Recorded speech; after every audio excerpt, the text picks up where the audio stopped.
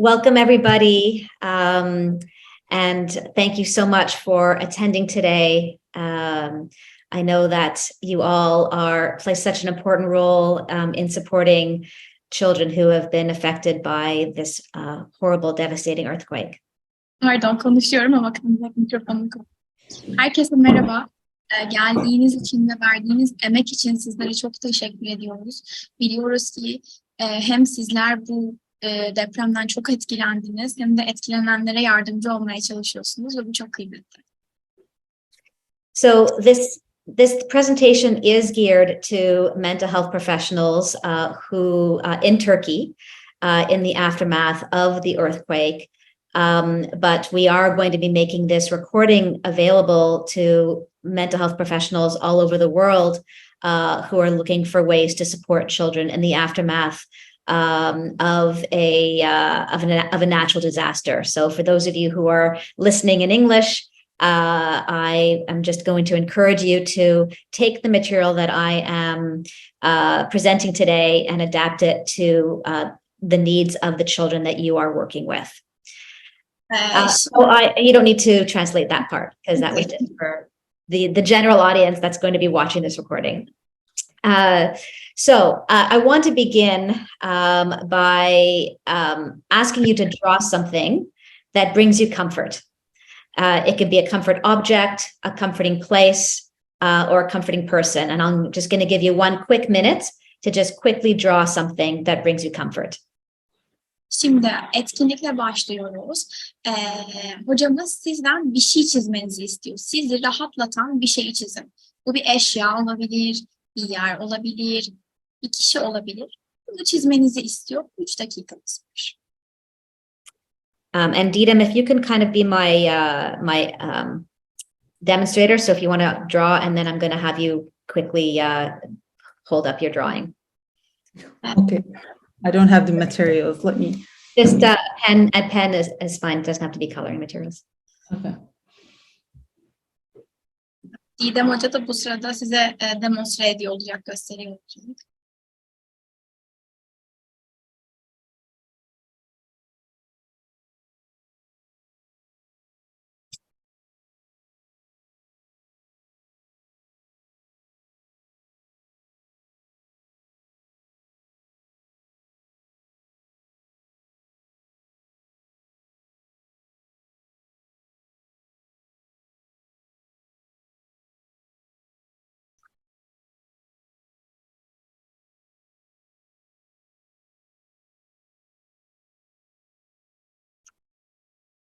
Okay, Didem, you coming back on?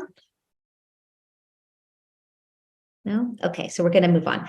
So the reason why I'm beginning with this is because what's happened with the earthquake is terrible, and everyone is feeling so stressed by this. And I want to emphasize that as you go into communities to help children who have been affected, first you need to take care of yourself. Self-care is so very important. So I ask that you keep this picture, this comfort picture beside you, and as we're talking about these difficult issues, to refer to it and remind yourself to take care of yourself. Şimdi çok büyük bir şey atlatıyor olduğumuz ülkecek ve tabii ki siz de bu büyük travmayla çalışırken siz de çok travmatize oluyorsunuz. Dolayısıyla bunu çizmenizi istedim ki böyle zor bir konuyu konuşacağız, çünkü konuşurken kendinizi kötü hissettiğinizde, ihtiyaç duyduğunuzda bu kaynağa dönüp bir bakabilirim. Yani. Okay, so let's begin by a very brief overview of trauma. So trauma is a physical or emotional injury that is shocking, terrifying, overwhelming to the person and results in feelings of fear, horror, and helplessness. Şimdi travma dediğimiz şey fiziksel veya duygusal bir yaralanmadır ve bu yaralanma insanı şok eder, çok büyük korku içine sokar, tolere edemeyeceği şekilde fazla gelir ve çok ciddi korku, böyle terörize olma hissi ve çaresizlik duygularına sebep olur. It is important for us to recognize that trauma is subjective. So you can have, let's say, 3 children in the same family, all who've experienced the same trauma, and each of those 3 kids in the family may be affected very differently. And so one of the things we want to keep in mind is that we need to understand how the trauma, how the natural disaster is impacting each individual child that we are going to be supporting. Şimdi travmanın çok önemli bir özelliği var. O da subjektif olması. Yani herkesin bu travma ile ilgili deneyimi farklı olabilir. Aynı aileden gelen, aynı spesifik işte afette aynı yerde olan 3 çocuğun travma tepkisinin her biri farklı olabilir. Dolayısıyla da bize gelen her çocuğun kendi konteksti, kendi bağlamı içinde değerlendirmemiz çok önemli. So how does trauma impact children in the wake of a natural disaster? First, there are sensory reminders. So things that the child might see or hear or smell that will remind them of the trauma. Şimdi tabii ki böyle büyük bir afetin çeşitli alanlarda etkileri var. Bir tanesi etkileri ve hatırlatıcıları var. Bir tanesi duygusal hatırlatıcılar. Bir şey görmek, işte yıkılmış bir bina görmek, büyük bir ses duymak, bunların hepsi duygusal hatırlatıcılar. So in the wake of an earthquake, it might be just looking around and seeing destroyed buildings all around you. It might be cracks in the wall, the sound of sirens, the smell of fire and smoke. Yani böyle bir deprem bağlamında düşündüğümüzde sokakta yürürken yıkılmış binaları görmek, herhangi bir duman kokusu ya da yangın kokusu, işte siren duymak, böyle pat pat pat sesleri duymak, bunların hepsi tetikleyici ve hatırlatıcı. And aftershocks add a whole other layer of trauma. And then children are, wondering, is there going to be an aftershock again? Is there going to be another horrible earthquake? What other bad things are going to happen? Ve tabii ki artçılar da çok önemli bir tetikleyici rol oynuyor burada.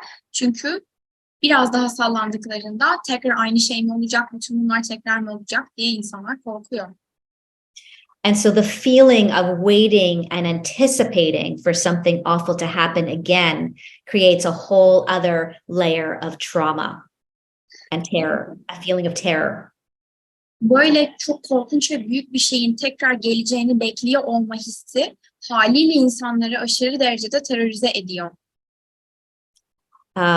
Separation anxiety is a very common symptom in children who are dealing with a natural disaster, and especially if a child is dealing with the death of a close family member, especially a caregiver, then separation anxiety is even more profound. Böyle büyük afetlerden sonra çocuklarda ayrılık kaygısını çok fazla görebiliyoruz. Özellikle de eğer çocuk bir yakınını, hatta bakım veren bir yakınını kaybettiyse bunu gözlemleyebiliyoruz. There's a sense of a loss in trust. A trauma shatters the person's worldview, and so children come to lose trust in feeling safe, feeling secure in the world, and a lack of trust that adults can protect them from horrible things happening. Şimdi tabii ki böyle bir durumda çok ciddi bir güvenlik hissinin kaybı durumu da ortaya çıkıyor. Hem çocukların dünyaya karşı bütün algısı değişiyor, hem de yetişkinlerin onları koruyabileceğine, güvende tutabileceğine dair inançları da kayboluyor. And children are very much attuned to the reactions of their caregivers. So if their caregivers are struggling to cope in the aftermath of this trauma, that, of course, is going to have a more profound impact on the child. And the child is going to have a more difficult time coping. Ve tabii ki çocuklar ebeveynlerinin verdiği yüz ifadeleri vesaire bunun gibi ipuçlarına çok duyarlıdır. Ve eğer ebeveynleri ya da bakım verenleri bu travmayla baş etmekte zorlanıyorsa, tolere edemiyorsa çocuklar daha da zorlanacaktır. So what does that mean for all of us as mental health professionals who are going to be helping children? It means that we really need to ensure that caregivers, the child's caregivers, are getting the support that they need, because the stronger the caregiver is emotionally, the better the child is going to be. Burada peki ruh sağlığı profesyonelleri olarak bize ne düşüyor? Biz bakım verenlerin de gerekli desteği aldığından emin olmalıyız. Çünkü bakım veren ne kadar güçlüyse çocuk da o kadar sağlıklı olacaktır. So there are a number of risk factors, factors that will make it more difficult for the child to adjust in a healthy way. So a risk factor is something that will make it more difficult for the child to adjust in a healthy way. And this is a listing of the risk factors. Şimdi burada tabii belli risk faktörleri de işin içine giriyor. Risk faktörü ne demek? Böyle bir afetten sonra çocuğun baş etmesini zorlaştıracak şeyler demek. Yani bu gördüğünüz listedeki özellikler çocuklarda varsa daha riskli bir durumda olur. So can we just ask people to follow along in their handouts, and maybe you could just say the page number that we're on in the handouts as we're covering the material. So what page number is this page in their translated handouts? Sure, exactly. Just a moment. Şimdi sizden de burada hocamız rica ediyor, hani olduğumuz sayfadan devam ediyor olmanızı Türkçe slaytlarınıza, yani elinizdeki slaytlarda, ki bu da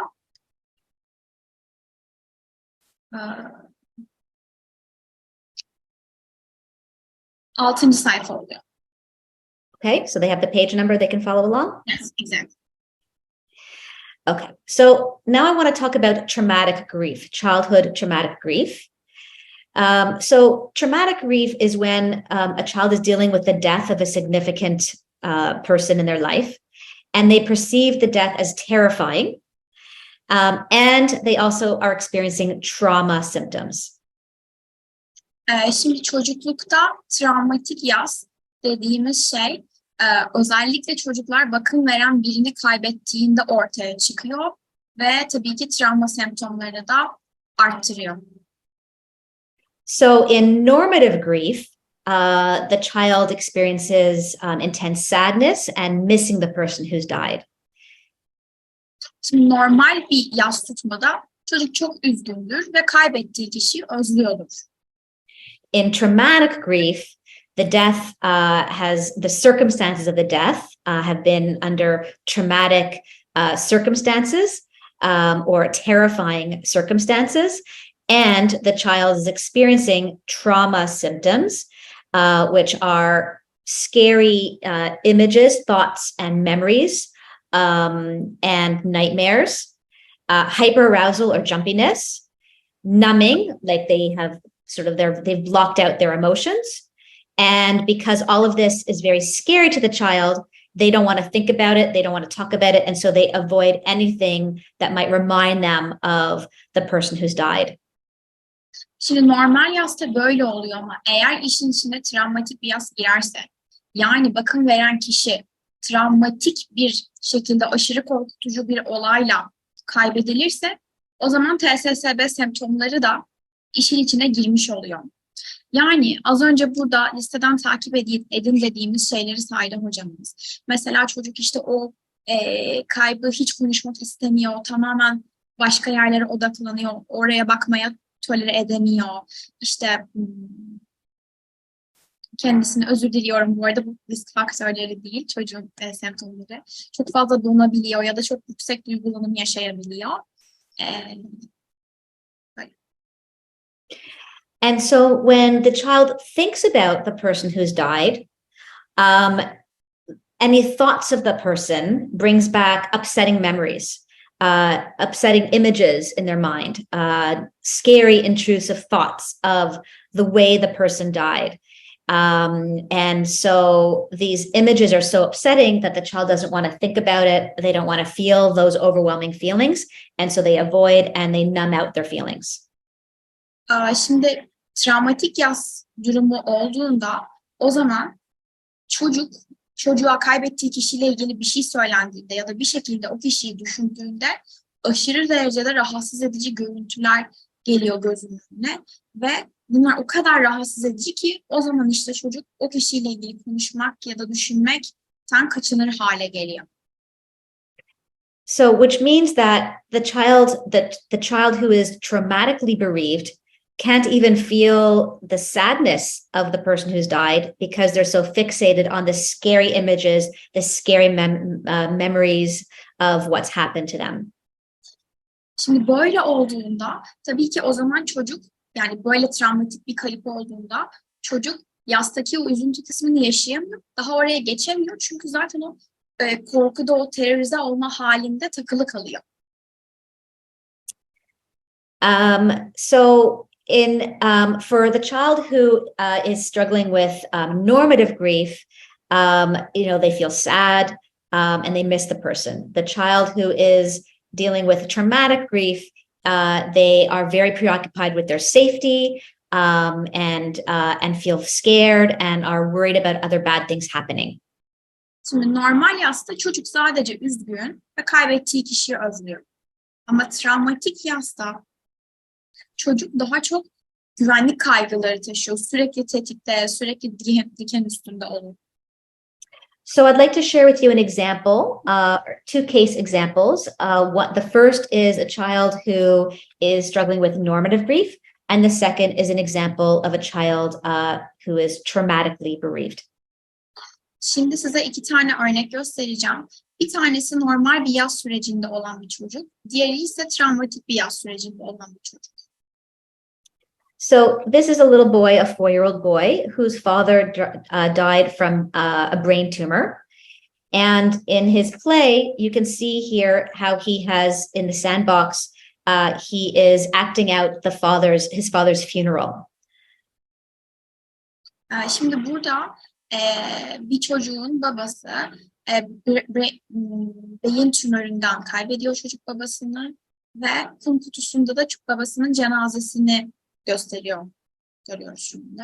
So he's lining everybody up, and then he places 2 adult male figurines into the coffin, and he talks about how the fathers are going in the ground and everybody is sad.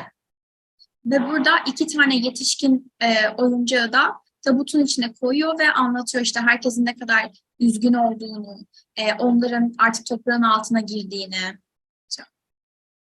And in his example, he placed 2 male figures in the coffin. And my interpretation of that is his father died, but his older brother had moved away, and so he's dealing with both the loss of his father as well as the loss of his brother who's moved away. Şimdi burada çocuğun tabuta 2 kişi koymasının sebebi çocuğun en büyük abisi de farklı bir yere taşınıyor. Dolayısıyla Liana hocanın yorumu da hani babası gidiyor, abisi de gidiyor ve o yüzden ikisini tabuta koyuyor diye düşünüyorum. So compare this to this little girl whose father was shot and killed. So in her play, you can see here how she's placed 2 adult male figurines, one who's holding a gun and the other who gets shot. Şimdi burada bu kızın babasıysa vurularak öldürülmüş. Burada görüyorsunuz ki zaten o küçük oyuncaklardan bir elinde tabanca var, diğeri de yerde. And then she has all these people who are running, and she talks about how the people are scared that they're also going to get shot, and they're so scared they're running all over to try to get away from the person who's doing the shooting. Ve burada görüyorsunuz herkes hareket ediyor. Kız bunu o şekilde kurmuş ve anlatırken herkesin çok korktuğunu, herkesin de kendilerinin de vurulacağından korktuğunu anlatıyor. So when we compare these 2 children's experiences of death, the first one is more focused on feeling sad and missing his father, and the second, the little girl, is more focused on it's more chaotic. She's focused on the danger, and fear is the main emotion. Şimdi gördüğünüz gibi ilk çocukta ana duygu üzüntü ve babasına olan özlem. Ama ikinci çocukta ana duygu korku, kaygı ve daha çok oradaki o stres haline, o acele haline odak. So as we relate this to children in your community who are dealing with death of loved ones in the aftermath of the earthquake, children are going to be very fixated on feelings of fear, danger, and having these trauma reactions, and being very stuck in it, thinking about the horrible way that their loved one died, that it's going to be very hard for them to kind of feel their feelings of sadness because the scary intrusive thoughts are at the forefront. Şimdi sizin toplumunuz bağlamında düşündüğünüzde bu depremden sonra muhtemelen çocuklar daha çok o korku ve tehlike algısının artması noktasında olacaklar ve üzüntü duygularını hissetmekte daha çok zorlanıyor olacaklar. Çünkü muhtemelen sevdikleri kişileri böyle travmatik şekillerde kaybettiler. And so the child does not have to have witnessed the death. Maybe the child did witness the death. Maybe they saw the person get crushed under rubble, or a building or something falling on top of their loved one, and that's how their loved one died. But the child does not have to have witnessed the death in order to experience traumatic grief. Şimdi tabii belki çocuk sevdiği kişinin üzerine bir binanın çöktüğünü gördü, enkazda gördü vesaire. Yani birinci gözden bayağı oradaydı ve şahit oldu. Böyle olabilir ama şahit olmamış da olabilir. Şahit olmamışsa bile bunu travmatik yas kapsamında değerlendirebiliriz. If the child did not witness the death, but they know that the person died, in the earthquake, they're going to imagine it, and what they imagine might be, we don't know what's going through their mind, but imagining it can create the same degree of trauma as witnessing the death. Şimdi şahit olmamış olabilirler ama eğer çocuk sevdiği kişinin depremde vefat ettiğini biliyorsa, o zaman kafasında bir şeyler kuracaktır. Bir şeyler hayal edecektir nasıl öldüğüne dair ve bu da aynı derecede travmatize olabilir. Çünkü kafasından ne geçtiğini bilmiyoruz. Now we know that all children grieve, even infants, but how children grieve will depend on their age and stage.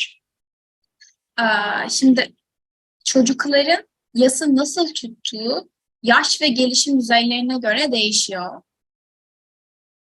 So under age 2, infants experience death as separation and abandonment. The person is there and then the person is gone. Şimdi 2 yaşın altındaki çocuklar ölümü ayrılık ve terk edilme olarak algılıyor. Yani bu kişi buradaydı, artık yok.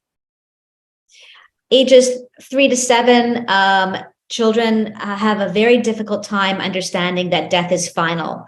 So they may think that the person is going to come back. So they have a hard time understanding the finality, and they wish and have magical thinking. They think that they can do something to bring the person back alive. Şimdi 3-7 yaş arasında büyüsel düşünmeyi çok fazla gördüğümüz için çocuklar da ölümün kesin bir son olduğunu algılamakta çok zorlanabiliyorlar. O kişiyi geri getirebileceklerine, bir şekilde bir noktada geri gelebileceğine inanabiliyorlar. Geri döndürülebilecek bir şey olduğunu düşünebiliyorlar ölümün. Ages 8 to 11, the child may still see the death as temporary. They may still struggle with the understanding that death is final, but they're beginning. They begin on a cognitive level to begin to have a better understanding of the finality of death. 8-11 yaşta çocuklar hala ölümün tam bir son olduğunu algılamakta zorlanabilirler. Ama bir tık daha iyi algılıyorlar ve artık birazcık daha bilişsel şekilde onu anlayabilir halde oluyorlar. And then as children get older, 12 and up, they begin to have a more mature understanding of death. So they begin to see death as inevitable. We're all going to die at some point. Irreversible. When somebody is dead, they stay dead. And so they have a greater capacity for abstract thinking. Şimdi 12 yaştan sonra artık soyut düşünme becerileri de gelişiyor olduğu için çocuklar ölümü biraz daha net algılayabilir hale geliyorlar. Hangi açıdan? Birincisi kaçınılmaz olduğunu, yani herkesin başına geleceğini. İkincisi de geri döndürülemez olduğunu soyut düşünebildikleri için anlayabilir halde oluyorlar. So here's an example of a little girl whose mother died suddenly, and she is 4 years old. Şimdi burada 4 yaşındaki bir kızın çizdiği bir resmi görüyoruz. Kızın annesi aniden vefat etmiş. And so she draws a picture of a little fish, and then I ask her to tell me a story of the little fish. And she recounts a story about this little fish whose mummy got dead, but the little fish thinks the mummy's going to surprise her and come back alive. Şimdi burada da ondan bir resim çizmesini istedim. O da küçük bir balık çizdi ve balığı da şöyle anlattı. Hani küçük balık üzgün ama annesi ona her an sürpriz yapıp geri gelebilir. And so when we're working with children, bereaved children, we want to keep in mind the developmental impact and help children, younger children especially, understand the finality of death. That when somebody dies, their body stops working forever. Şimdi burada işte bu çocuk mesela 4 yaşında olduğu için, bunu anlamadığı için bu yaş çocuklarıyla çalışırken ölümün bir sonu olduğunu ve hani sonsuza dek ölen kişinin vücudunun artık çalışmayacağını onlara anlatabiliyor olmamız gerek. And we also want to address this concept of magical thinking to help children understand that there's nothing that they did to make the person die, and there's nothing that they can do to bring the person back alive. Bu noktada çocuklara şu anlayışı vermemiz çok önemli. Büyüsel düşündükleri için o kişiyi ölümden döndürmelerinin hiçbir yolu yok ve ölümüne de onlar sebep olmadı. So there are a variety of evidence-based treatments for natural disaster. Doğal afetlerden sonra kanıta dayalı kullanılabilen birkaç terapi yöntemi var. So in your handouts, you can read these different types of treatments. Sizin slaytlarınızda zaten bu yöntemlerin hepsi yazıyor. Okay, so now I want to talk about assessing the traumatized child. Şimdi burada travmatize olan çocuğun durumunu değerlendirmekten biraz bahsetmek istiyorum. And Didem, can I invite you back on? Yeah. Just put yourself back on screen. Okay. So Didem and Eren, I'm going to ask you to both say 1 or 2 words of what you see when you look at this. So let's start with Didem. So when you look at this picture, what do you see? I see 2 people facing one another.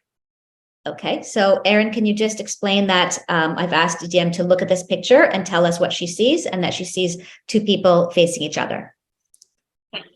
Şimdi Liana Hoca Didem Hoca'ya şöyle bir soru sordu. Bu resimde ne görüyorsunuz dedi. Didem Hoca dedi ki birbiriyle karşı karşıya duran 2 insan. And Erin, let me ask you the same question. When you look at this picture, what do you see? I see 2 people holding hands. Okay, so can you let the audience know that this is what you see? Bana da sordu hoca. Ben de el ele tutuşan 2 kişi görüyorum dedi. So isn't this interesting that we're all looking at the same thing, but we might see something very different? Bu çok ilginç bir şey değil mi? Yani aynı şeylere bakıyoruz ama farklı şeyler görüyoruz. And that brings us back to what I said earlier about the impact of trauma, that trauma is subjective, and how somebody is experiencing, how trauma is impacting the child is based on their own perceptions. Şimdi bu da eğitimin başında hocamızın söylediği travmanın subjektif olması konusuna çıkıyor aslında. Herkes aynı şeyi görmüş ya da yaşamış olabilir ama nasıl deneyimleyecekleri bunu o çocuğun algısına bağlı. So when an important factor when we are helping a child is to first do an assessment to understand the impact of trauma on that child. O yüzden de tedaviye başlamadan önce bu travma bu çocuğu nasıl etkilemişe dair bir değerlendirme yapmamız çok önemli. Okay, so I'm going to just skip ahead here, but I want to just let me just point out a couple of things. So actually, if I can ask people to just read in their handouts, the areas to assess Okay. Şimdi and areas to assess priorities and the parent questionnaire and the symptom checklist. So read in their slides up until this page. Okay. Şimdi hoca diyor ki slaytlarınızda semptom taraması kısmına kadar, semptom listesi kısmına kadar slaytları bir okuyun. So just tell them I'll give them about 2 minutes to read those slides in Şimdi their size handout. 2 dakika verecek hoca hani bu slaytları okuyabilmeniz için. Bu arada ben size sayfayı da söyleyeyim. 15, 16, 17, 18, 19.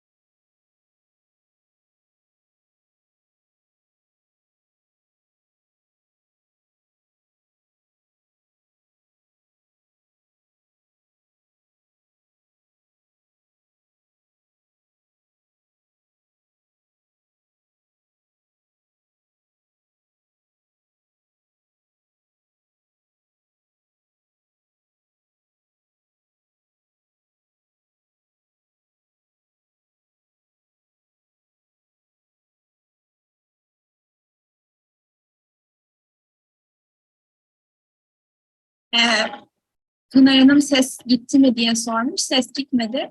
Liana Hoca sizin okumanızı bekliyorum. Sorry, what?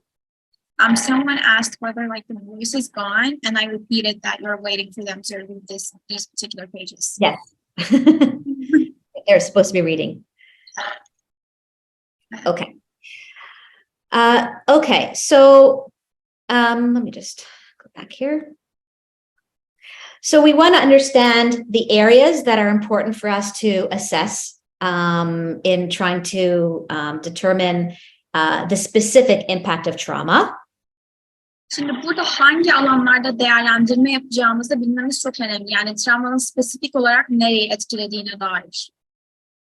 And keep in mind that a child who has been impacted by a natural disaster may have had mental health struggles before the natural disaster, as well as other risk factors.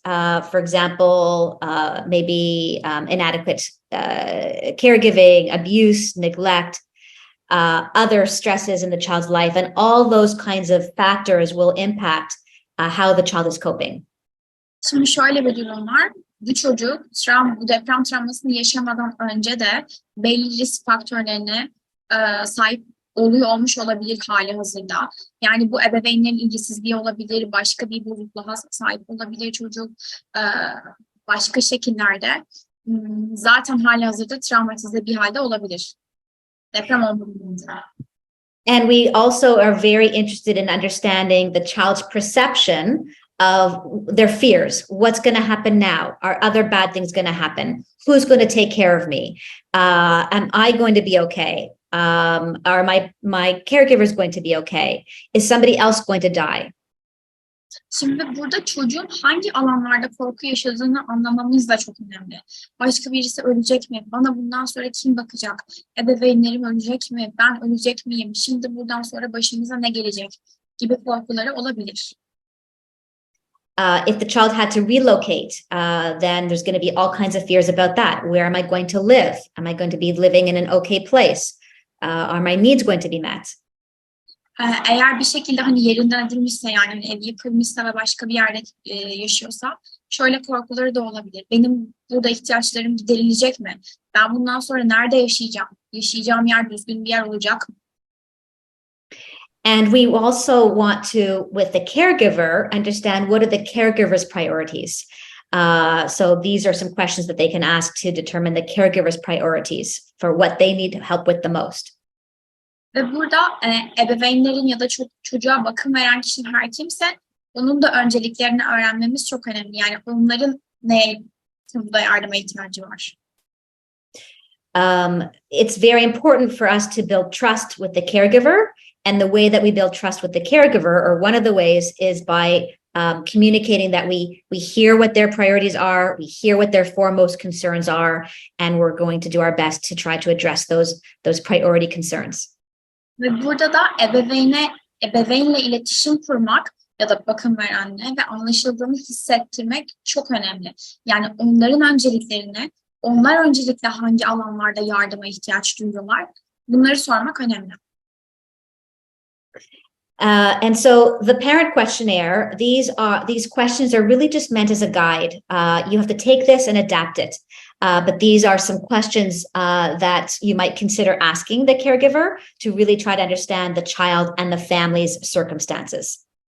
Şimdi bu ebeveynlere sorulacak sorular kısmı aslında hani genel bir şey. Siz bunu tabii ki kendi bulunduğunuz bağlama göre daha spesifik sorular sorabilirsiniz ama hani genel olarak hangi alanlarda soru sorabileceğinize dair bir fikir edinmeniz için yazdık. So it's very important that you ask the right questions. Burada doğru soruları sormak çok önemli. Now, what if the child doesn't have parents? Maybe the parents died in the earthquake. And who else is an adult in the child's life who might be able to give you some information on how the child is coping? Şimdi diyelim ki çocuğun iki ebeveyni de depremde hayatını kaybetti. O zaman şuna bakmamız gerekiyor. Burada çocuğa bakım verebilecek, yani yakınında, etrafında birileri var mı? Bizim çocuğun bu travmayla nasıl baş ettiğine dair sorduğumuz soruları cevaplayabilecek birileri. It is especially important when we are working with a traumatically bereaved child or a child who's experienced a trauma to understand what symptoms they're now exhibiting. And so using a standardized measure or a symptom checklist is very important. Şimdi burada böyle genel standart olarak kullanılan bir semptom tarama listesi ne sahip olmak çok önemli. Çünkü bu çocuklar ya travmayla baş ediyor olacak, ya travmatik yas yaşıyor olacak. Bu semptomlar var mı yok mu diye bakmamız lazım. Now, there are a variety of trauma symptom checklists available, but because I wasn't sure what you in Turkey have access to, I've included in your handouts a typical symptom checklist. Şimdi bu tabii ki birkaç tane böyle hani semptom checklisti var, tarama listesi var. Ama ben sizin Türkiye'de hangisini kullandığınızı bilmediğim için aktif olarak böyle genel bir liste hazırladım sizin için slaytlarda. So one of the first things that we want to do when we are supporting a child is also support their caregivers, because we know that one of the most important protective factors or resilience factors for a traumatized child is if they're living in an environment where they have appropriate, nurturing, consistent caregiving. Şimdi burada ebeveynlere müdahaleler kısmına geçtik. Ebeveynlere müdahale etmek çok önemli. Çünkü ebeveynin duygu durumu ve bununla nasıl baş ettiği çocuğun dayanıklılık düzeyini çok etkiliyor. Now, you may not have access to the child's caregivers. Maybe the caregivers the parents have died. Maybe the parents have been seriously injured. But when we do have caregivers available and as part of our treatment process, then these are some of the things we want to address. Şimdi tabii ki çocuğun bir bakım vereni olmayabilir. Bakım verenleri vefat etmiş olabilir ya da hastanede ağır yaralı bir şekilde olabilir. Ama eğer varsa etrafta bir bakım vereni, o zaman bu kısım çok önemli. So one of the questions that I think can be helpful to ask the caregiver is, on a scale of 1 to 10, how are you doing? So 0 is the worst I could possibly be doing, and 10 is the best I could possibly doing. Burada bakım veren kişi eğer ki hani konuşabiliyorsak onunla şunu sormamız çok önemli. 0 ile 10 arası bir ölçekte ne durumdasınız? 0 çok olabilecek en kötü haldeyim, 10 olabilecek en iyi haldeyim. And that might change day to day. when the family is in crisis. Ve tabii ki aileler kriz halinde olduğunda bu sorunun cevabı günden güne değişebilir. But some other things we want to keep in mind is augmenting parenting skills, because the better the parenting skills, the better the child will be doing. Ama burada ebeveynlik becerilerini güçlendirmek çok önemli. Ebeveynlik becerileri ne kadar iyiyse çocuğun durumu o kadar iyi olacaktır. We also know from research that's been conducted on the impact of trauma on children is that one of the most important protective factors is maintaining daily routines.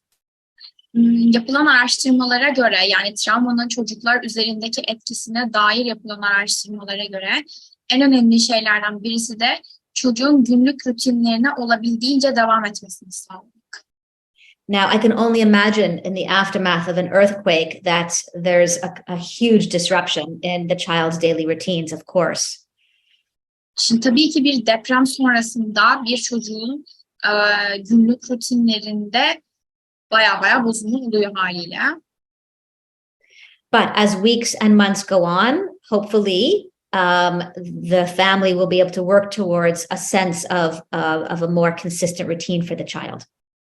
Ama aylar, haftalar ve aylar geçtikçe umuyoruz ki ebeveynler çocuğa bir tık da olsa daha düzenli bir rutin sağlayabilir hale yavaş yavaş gelmeye başlayacak. So think about how you can help the caregivers and other, whoever adults are responsible for caring for the child, even little things that they can put into place that provides the child with a sense of a safe routine, a safe, consistent routine. O yüzden de hani çocuğun bu işte ebeveyni olabilir, bakım veren bir kişi olabilir, çocukla ilgilenen yetişkin her kimse çocuğun bulduğu yere onu böyle güvenli bir rutinde hissettirecek küçük neler koyabilirler oraya, onları söylemek çok önemli. It's also very helpful to provide the caregivers with education on how trauma and death impact children, children's typical grief reactions, and children's emotional needs. Ve burada ebeveynleri çocuklarla ilgili bu şey hakkında ebeveynlere psikoeğitim vermek çok önemli. Çocukların duygusal reaksiyonları travmaya karşı. Liana, sorry, I forgot the two emotional reactions for trauma, and what was the two other things that we need to teach the parents? So it's all here. See, under provide psychoeducation. Psikoeğitimi şu 3 alanda veriyoruz. Unuttum da hocaya bir tekrar sordum yanlış olmasın diye. Travmanın ya da ölümün farklı yaşlardaki etkisi, ölüme tepkiler ve çocukların duygusal ihtiyaçları hakkında psikoeğitim vermemiz gerekiyor. Bakın verenlere. And so I have included, you're going to be getting a second handout. I'm not sure if you received the second handout yet. I believe it's still being translated, but you will be getting a second handout that has a listing of resources and links, including links to articles that you can give to parents. Şimdi size ikinci bir kağıt veriyor olacağız eğitimden sonra. Burada belli linkler ve bağlantılar olacak. Yani ebeveynlere travma hakkında eğitim verebilmek için verebileceğiniz küçük hani bilgi kağıtları olacak. Ona dair linkler olacak diyeyim. It's also very important, very helpful to help the caregiver understand that how they express grief is going to model it for the child. Burada bakım verene şunu da anlatmamız çok önemli. Onlar nasıl yaşıyorsa çocuklara da aynı şekilde yaşamaya dair model olmuş oluyorlar. So you might hear a parent say, I try not to cry in front of my child because I don't want to make my child more upset. Mesela bir ebeveyn şey diyebilir, çocuğun önünde ağlamak istemiyorum çünkü hani üzüldüğümü görecek.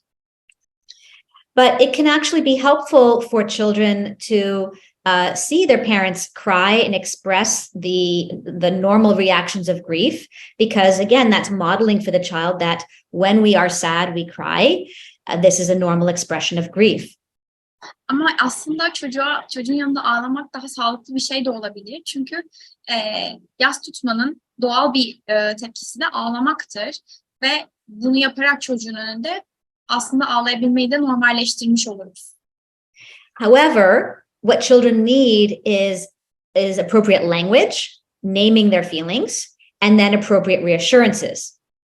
Ama tabii ki çocukların ihtiyacı olan şey doğru dili kullanmak, duyguları doğru şekilde, yani doğru isimlerle ifade etmek ve doğru tepkiler vermek.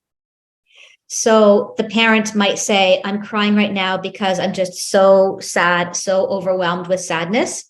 But even though I'm so sad, I know that I'm not going to always be this sad, and I'm still okay and can take care of you. Burada mesela ebeveyn ağlıyorsa, hani evet ben çok üzgün olduğum için, şu an bu üzüntü bana çok fazla geldiği için ağlıyorum. Ama sonsuza kadar aynı üzüntü düzeyinde olmayacağım ve üzgün olmam da aslında seninle ilgilenmeme engel değil gibi bir yerden söylemeleri kıymetli. So have a look at your extra handouts, not now, but when you get them, for the handouts that you can give to parents. There's one that's been translated into Turkish called After the Earthquake, Helping Young Children Heal. Şimdi 3 tane kağıdımız daha olacak eğitim sonrasında sizinle paylaşılıyor olan. O 3 tane kağıda da bakmanızı isterim. İyi olur.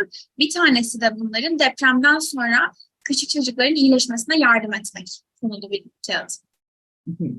Okay. So the next series of slides are on how we talk to children about death, trauma, difficult things. Şimdi bundan sonraki slide çocuklarla deprem, travma, kayıp gibi şeyler hakkında nasıl konuşacağımıza dair bilgi veren slaytlar. Şimdi bunları okumanızı rica ediyor hocamız. Edecek yani. So we're not going to go into depth right now because you can read these slides on your own after the training. Şimdi okumuyormuşsunuz. Eğitimden sonra okuyabilirsiniz bunları detaylı bir şekilde diyor hoca. But I want to just highlight a couple of important points. Sadece ben birkaç tane önemli noktanın böyle altını çizmek istiyorum sizler için. So adults sometimes struggle with whether they should tell the truth to the child. So for example, let's say the child's father was crushed by a building that fell, and that is how he died. Şimdi bazen ebeveynler çocuklara diğer ebeveynlerinin nasıl öldüğünü söyleyip söylememek, doğruyu söylemek arasında kalabiliyorlar. Yani mesela diyelim ki bir çocuğun babasının üzerine bina yıkıldı ve vefat etti. But we know that children really do best when they are told the truth. It doesn't mean they need to hear every little gory detail, but children do actually do better when they are told the truth about traumatic events and especially how a loved one died. Şimdi ama biz çocukların travmatik yaşantı hakkında doğruları bilmesinin ona daha iyi geleceğini biliyoruz. Tabii ki de bu her minik detayı çocuğa anlatacağız anlamına gelmiyor ama örneğin sevdiği kişinin nasıl vefat ettiğine dair yani ana çerçeveyi bilmesi önemli. So when children are given truthful, honest, truthful, age-appropriate information using age-appropriate language, then they're able to actually process it. Eğer çocuklara yaşlarına ve gelişim düzeylerine uygun şekilde, dürüst ve açık bir şekilde durum anlatılırsa o zaman çocuklar da bunu zihinlerinde işlemleyebilir hale geliyor. If children are not told the truth and maybe they learn it from somebody else, maybe they overhear the truth from maybe they overhear a conversation and that's how they learn the truth. Well, then they might be shocked by the information and maybe they can't then process it. So it's better to tell the child the truth using language that is geared to the child, the age of the child, and then given the opportunity to process it in a healthy way. Şimdi çocuğa bunu eğer bu konuda doğruyu söylemezsek, diyelim ki başka birisinden duydu. 2 kişi kendi arasında konuşuyor ve çocuk duydu. Çocuk çok ciddi derecede şoka uğrayabilir, şoke olabilir. O yüzden de spesifik olarak çocuğun yaşına ve gelişimine uygun bir dille bunu kendimiz söylemiş olmak daha önemli. Yani bebeğim. And so we want to give children a very brief but honest explanation. For example, the building fell on daddy and this made his body stop working and he died. Yani burada çocuğa çok kısa ve dürüst bir açıklama vermek lazım. Bina babanın üzerine yıkıldı. Bu yüzden vücudu çalışmayı bıraktı ve o öldü. And we want to then invite children to ask questions, to talk about what feelings they have about what they've heard. Ve sonra da çocuğa hani bu duyduğu şeylerle ilgili nasıl hissediyorsun gibi sorular sorarak onu birazcık duygularını açmaya, iletişim kurmaya fırsat vermeye çalışıyoruz. Now, it's normal for children to have questions, to feel confused about what they've heard, especially if it's difficult information. And maybe the parent doesn't have an answer. And it's okay to say, that's a good question, but I don't know. If I find out, would you like me to tell you? Şimdi tabii ki çocukların soruları olacaktır böyle bir açıklama duyduklarında. Özellikle de böyle bir zor konuşmada. Bu noktada bazen ebeveynlerin de cevabını bilmediği sorular sorabilirler. Bu noktada çocuğa işte bu çok güzel bir soru. Ben de cevabını bilmiyorum gerçekten. Eğer cevabını öğrenebilirsem sana da bunu söylememi ister misin? Gibi bir şey denebilir. It's also very normal when a child has experienced such a deep trauma, intense trauma, that they're going to feel very anxious and have a lot of worries. And so we want to invite that, help children to be able to express their anxiety. So, to say it's normal to feel worried, tell me about what worries you have. Şimdi tabii ki böyle bir travmadan sonra çocuklar çok ciddi şekilde kaygılı, korku halinde de hissedebilirler kendilerini. O zaman da hani kaygılı görünüyorsun, işte üzgün görünüyorsun, bana birazcık daha bu duygularını anlatır mısın denilebilir. And then children need reassurance. They need repeated reassurance, like sounding like a broken record. The same reassurances over and over and over again because they're so intensely anxious. And so saying very specific reassuring statements, for example, there will always be an adult to take care of you. Şimdi çocuklar çok çok yüksek bir kaygı düzeyinde oldukları için onlara aynı böyle bozuk plak gibi tekrar aynı şekilde rahatlatıcı cümleleri kurmak çok önemli, güven verici cümleleri kurmak. Yani sık hani çok fazla kere seninle ilgilenecek her zaman bir yetişkin olacak, işte Liza teyze gibi mesela gibi bu cümleyi tekrar söyleyebiliriz. And then I've also included a slide on empathic and exploratory responses. And this is something that you can give to parents to help parents learn how to listen and respond empathically. Şimdi bu slide'ta size empatik tepkilere dair bir liste verdim. Yani nasıl sorular ya da sorabilirsiniz, cevaplar verebilirsiniz çocuğa diye. Bunları ebeveynlere de bir liste olarak verebilirsiniz. And so it's also helpful to provide visuals for children, that when we're talking to children about very difficult things, when we can use photographs that can supplement difficult information that we're sharing with children. Şimdi burada çocuklarla ritüeller hakkında konuşurken, ki konuşmak çok önemli, bazen anlamakta zorlanabilirler. Öyle noktalarda hani fotoğraflarla bu açıklamalarımızı desteklemek faydalı olacaktır. Of course, any photos that you show to the child should be appropriate to the child's circumstances. Tabii ki çocuğa gösterdiğiniz her türlü fotoğraf çocuğun yaşadığı duruma uygun olmalı. So these pictures here, these photos here might be very shocking to you. Şimdi buradaki fotoğraflar size çok şok edici gelebilir. But they may be very much appropriate for a child who's, experienced, who's dealing with the aftermath of an earthquake. And these are some of the things that they see around them. Ama depreme maruz kalmış çocuklar muhtemelen bu görüntüleri zaten hayatlarında gördüler şu anda. O yüzden de onlar için çok uygun olabilir. And so, again, using language that the child will understand to put words to all the confusing, overwhelming things that they're seeing around them. Ve resim göstermek de aslında hani etraflarında gördükleri bu stres verici bir sürü kelimeye dökemedikleri şeyi görmelerini sağlayabilir.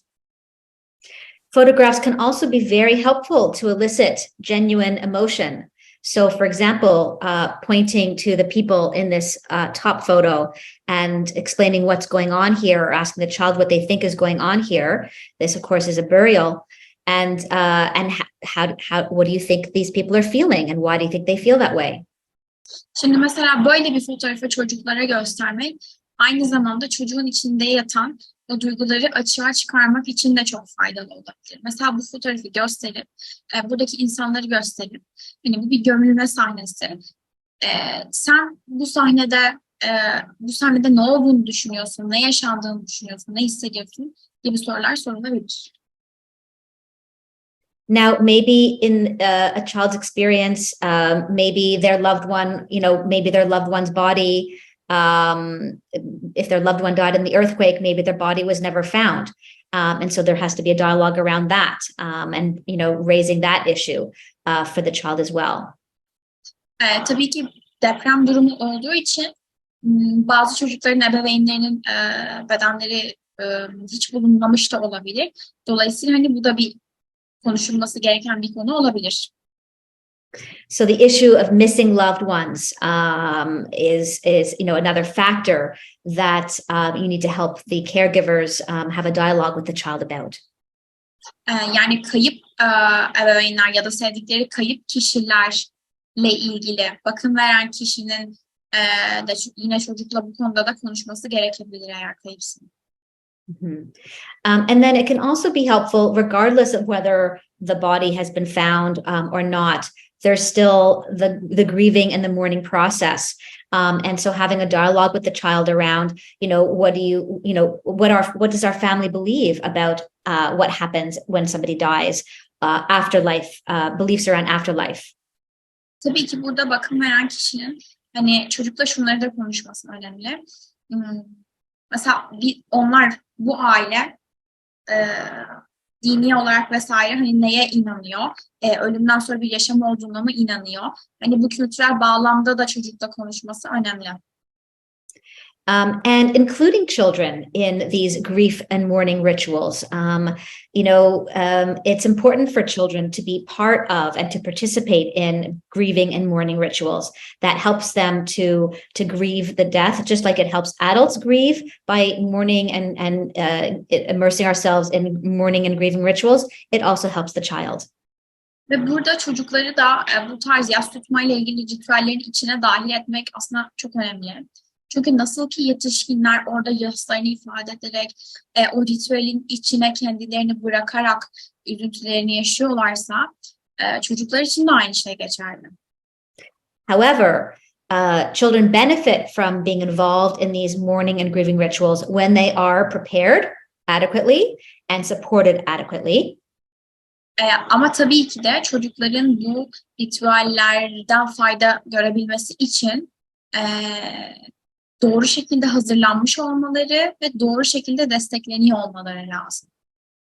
So, preparing children by explaining to them what's going to happen, what are these grief rituals, why do we do these grief rituals, and then having someone who's going to be that emotional support for the child during these mourning rituals.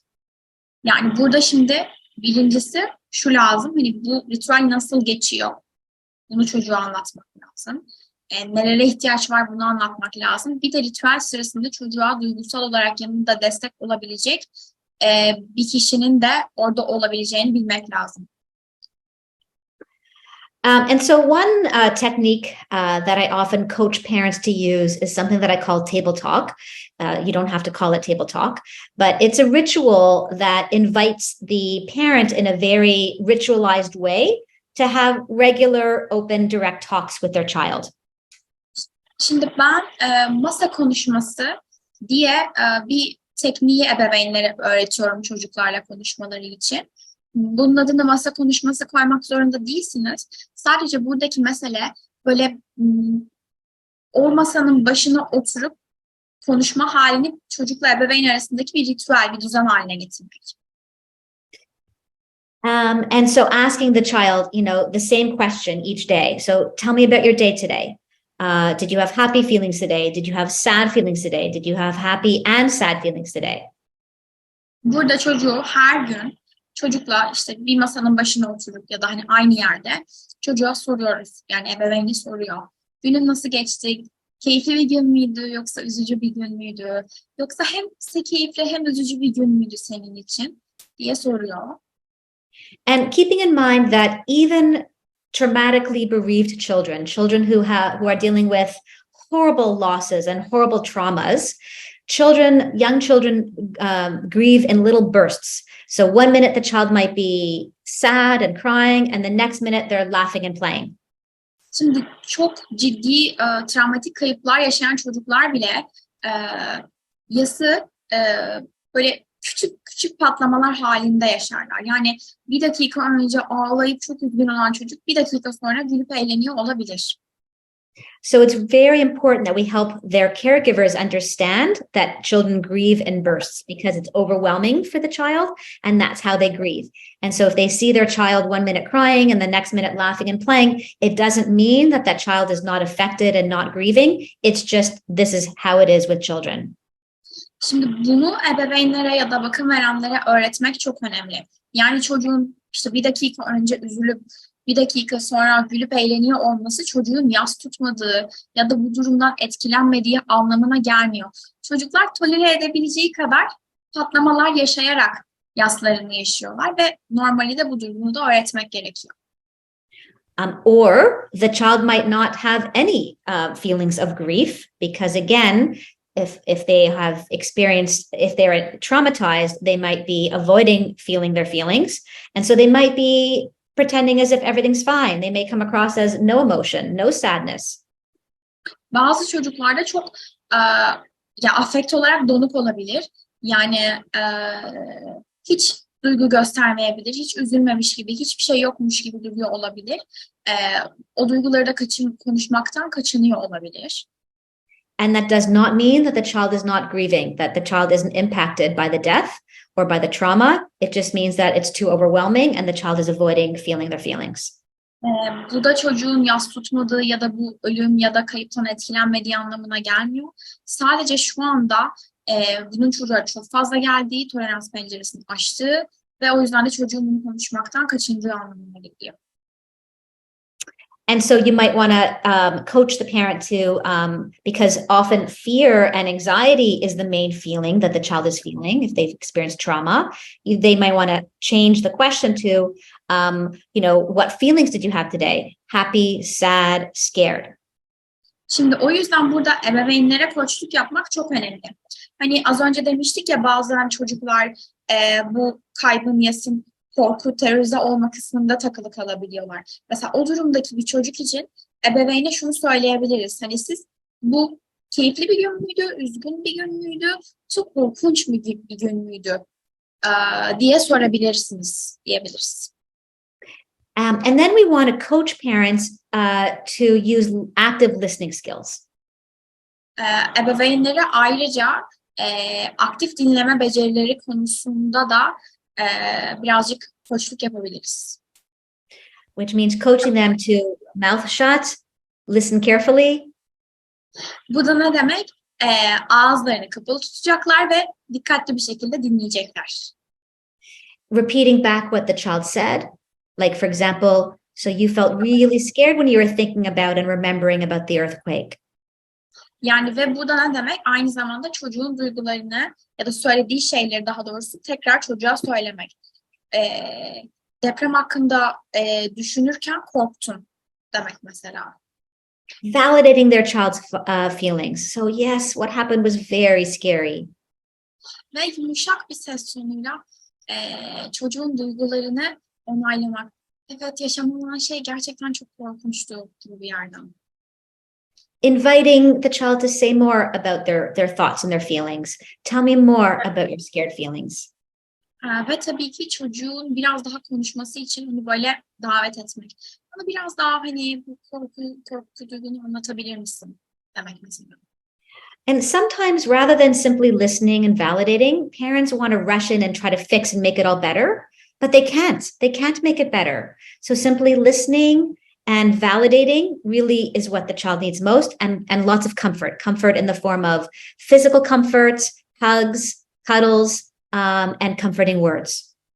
Şimdi bazen ebeveynler böyle cimrice çok heyecanlı bir şekilde olayları çözmek, işte çocuğun daha iyi hissetmesini sağlamak yönünde çok motive olabilirler.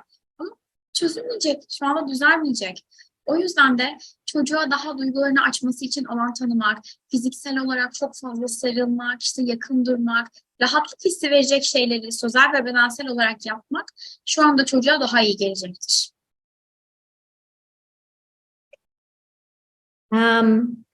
Well, when we are now, working with the child in a therapeutic sense, the most important thing that we can do is to create a felt sense of safety.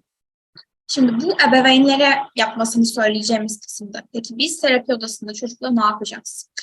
En önemli şey çocuğa güvende olduğunu hissettirmek. Bu hissi yaşatmak.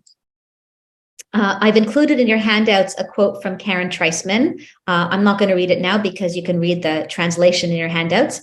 Karen Treisman is a child trauma specialist in the UK, and her words here about establishing safety is really the most important thing that you can do when you're working with a child. Şimdi bunu tekrar size çevirmeyeceğim çünkü elinizdeki slaytlarda var, okuyabilirsiniz. Ama Karen Treisman Hoca İngiltere'de travma üzerine çalışıyor ve burada söylediği o güvenlik konusu gerçekten en önemli şey çocukla çalışırken. And so how do we do that? How do we create a felt sense of safety? Peki bu güvenlik hissini nasıl yaratıyoruz? And so conveying warmth and friendliness. Çocuğa yakın, böyle sıcak ve arkadaşça pozitif bir yerden yaklaşarak. Being aware of your voice tone, having a soothing voice tone. Mesela ses tonunuzun farkında olmak, daha böyle rahatlatıcı bir ses tonuyla konuşmak. Helping the child understand who you are and why you're meeting with the child, because there's probably many adults coming in and out of the child's life in the midst of the crisis. And so you want to explain who you are and why you're sitting here talking with the child. Şimdi böyle bir kriz anında çocuğun gördüğü ve muhatap olduğu muhtemelen birçok yetişkin olacak. O yüzden sizin neden çocukla şu anda orada karşı karşıya oturduğunuzu ve kim olduğunuzu, ne yaptığınızı ona anlatmanız çok önemli. And so a very simple, brief explanation can be helpful. For example, my job is to help children with their upset feelings and learn ways to feel better. Yani böyle çok kısa ve net açıklama gayet yardımcı olacaktır size. Benim işim üzgün çocukların, zor duygular hisseden çocuklara yardımcı olmak ve daha iyi hissetmeleri için yollar bulmalarını sağlamak. So a few just playful rapport building activities that I want to share with you. Şimdi ilişki kurmak için birkaç tane böyle oyun gibi aktiviteler önereceğim size. So the first is for younger children, is called Jump. Bu biraz daha küçük çocuklar için ve oyunun ismi Zıpla. And so you're asking the child just simple getting to know you questions, and the child jumps up and down if it's true for them. For example, jump up and down 2 times if you have brown eyes. Şimdi burada çocuğa çok aslında onu tanımakla ilgili sorular soruyoruz. Ve eğer çocuk sorunun cevabı oysa o zaman 2 kez zıplıyor. Yani örnek veriyorum. Eğer kahverengi gözlerin varsa 2 kez zıpla diyoruz. Varsa çocuk zıplıyor. You want to make sure that any questions here are appropriate to the child that you're playing this with. Tabii ki burada hani o çocukla oynarken hani hangi çocukla oynuyorsanız ona ya da işte konuşurken yani bunu ona uygun olması çok önemli bu cümlelerin. So for example, if the child has been displaced and they lost all their toys, I wouldn't ask a question like jump up and down if you love to play with Lego. Yani şimdi mesela diyelim ki çocuğun evi yıkıldı, işte çocuk çadırda başka bir yerde kalıyor. O zaman çocuğa işte Lego oynamayı seviyorsan 2 kez zıpla demeyiz. Çünkü çocuk muhtemelen Legoları gitti yani. So you might ask jump up and down if you like the color green. Mesela yeşil rengini seviyorsan 2 kez zıpla diyebiliriz. Jump up and down if you like to draw. Eğer resim çizmeyi seviyorsan 2 kez zıpla diyebiliriz. And then you can add in some just funny questions like jump up and down if you have purple hair. Biraz da böyle komik sorular ekleyebilirsiniz. Mesela işte saçların mor renkse 2 kez zıpla. That will elicit a giggle from the child, a laugh from the child, and that's a nice way to laugh together and help build rapport. Eğer burada çocuk da biraz kıkırdarsa, biraz gülerse hani birlikte gülebilirsiniz ve ilişki kurmanıza yardımcı olabilir. Now, what about the child who's not mobile? Maybe you're working with a child who was seriously injured and they're not mobile. Then adapt it. Think of a way to adapt the game. Like instead of jumping up and down 2 times, maybe they blink their eyes 2 times. Şimdi bu bir deprem afet durumu olduğu için çocuk hareket edemiyor olabilir. Mesela belki çok ciddi şekilde yaralandı. Böyle durumlarda cümleleri, soruları adapte edin. Mesela o çocuğa diyebilirsiniz ki 2 kez gözlerini. For older children, one of my favorite games is called Commonalities. Yaşı bir tık daha büyük çocuklar için en sevdiğim oyunlardan biri ortak yönler oyunu. So you would set the timer for 5 minutes. Maybe you have a phone that you can use and you set the timer for 5 minutes. And you take turns adding things to the list that you have in common with each other, you, the therapist, and the child, things you have in common with each other. But it can't be anything that you can see with your eyes. So, for example, it can't be we both have brown hair, or we're both wearing glasses. Şimdi zamanlayıcıyı 5 dakikaya kuruyorsunuz ve birlikte ikinizin ortak yönlerini bir liste haline getiriyorsunuz. Ama bu görsel bir şey olmaması gerekiyor. İşte atıyorum kahverengi gözüm var, işte gözlük takıyorum, şu renk saçım var değil. So, for example, it could be we both like chocolate. We can both speak another language. Daha ziyade şöyle örnekler olması lazım. İşte ikimiz de çikolatayı seviyoruz, ikimiz de farklı yabancı bir dil konuşmayı biliyoruz gibi. And then at the end, when the timer goes off, we look at this long list of things that we, the therapist and the child, we both have in common with each other. Zamanlayıcının 5 dakikalık süresi dolduğunda da biz terapist olarak çocukla birlikte ortak yönlerimizin listesine birlikte göz atıyoruz. And then you, as the therapist, you would want to comment something that you learned about the child. Oh, I didn't realize that you could speak 2 languages. That's so interesting. Ve burada da hani orada fark ettiğiniz şeyleri çocuğa tekrar söylemek önemli. Mesela işte, ben senin 2 dil konuştuğunu bilmiyordum, ilginç falan hani gibi. Okay, then you want to use a child-friendly assessment intervention. Şimdi bir de tabii ki değerlendirmek için çocuklara uygun bir değerlendirme müdahalesi yapmamız gerekiyor. And so using a game lowers the threat level of gathering information from the child. So you're using a game to help put the child at ease and elicit the child to talk about their thoughts and feelings. Bizim tabii ki çocukların duyguları ve hisleri ve düşünceleri hakkında bilgi edinmemiz lazım. Ama bunu oyunlu bir şekilde yaparsak çocuğun o tehdit algısını da birazcık düşürmüş oluyoruz. Daha rahat bir şekilde biz öğrenmemiz gerektiği şeyleri öğreniyoruz. Çocuk da daha rahat hissediyor kendini. And all you need here for this game is a dice. Bu oyun için tek lazım olan şey bir zar. And if you don't have a physical dice, there's lots of online dice that you can use. So you can just Google online dice and use an online dice instead. Eğer ki elinizde zar yoksa o zaman telefonlarınızda Google'a falan böyle online zar yazınca hemen çıkıyor, bir sürü app var orada ya da web sitesi. So the child rolls the dice, and if they roll an even number, then they answer a question. If they roll an odd number, they choose from the action list, and you and the child both follow the instructions from the action list. Şimdi eğer ki çocuk çift sayı atarsa o zaman bir soruya cevap veriyor. Yok tek sayı atarsa o zaman sizinle birlikte aksiyon yani hareket listesinden bir şey seçiyor ve onu okuyorsunuz, uyguluyorsunuz. So if you want to just quickly read through the questions, so just do it in Turkish. Okay. Şimdi şuradaki soruları tekrar böyle Türkçe bir şekilde size okuyorum. Sizi mutlu eden 2 tane şey, seni mutlu eden 2 tane şey.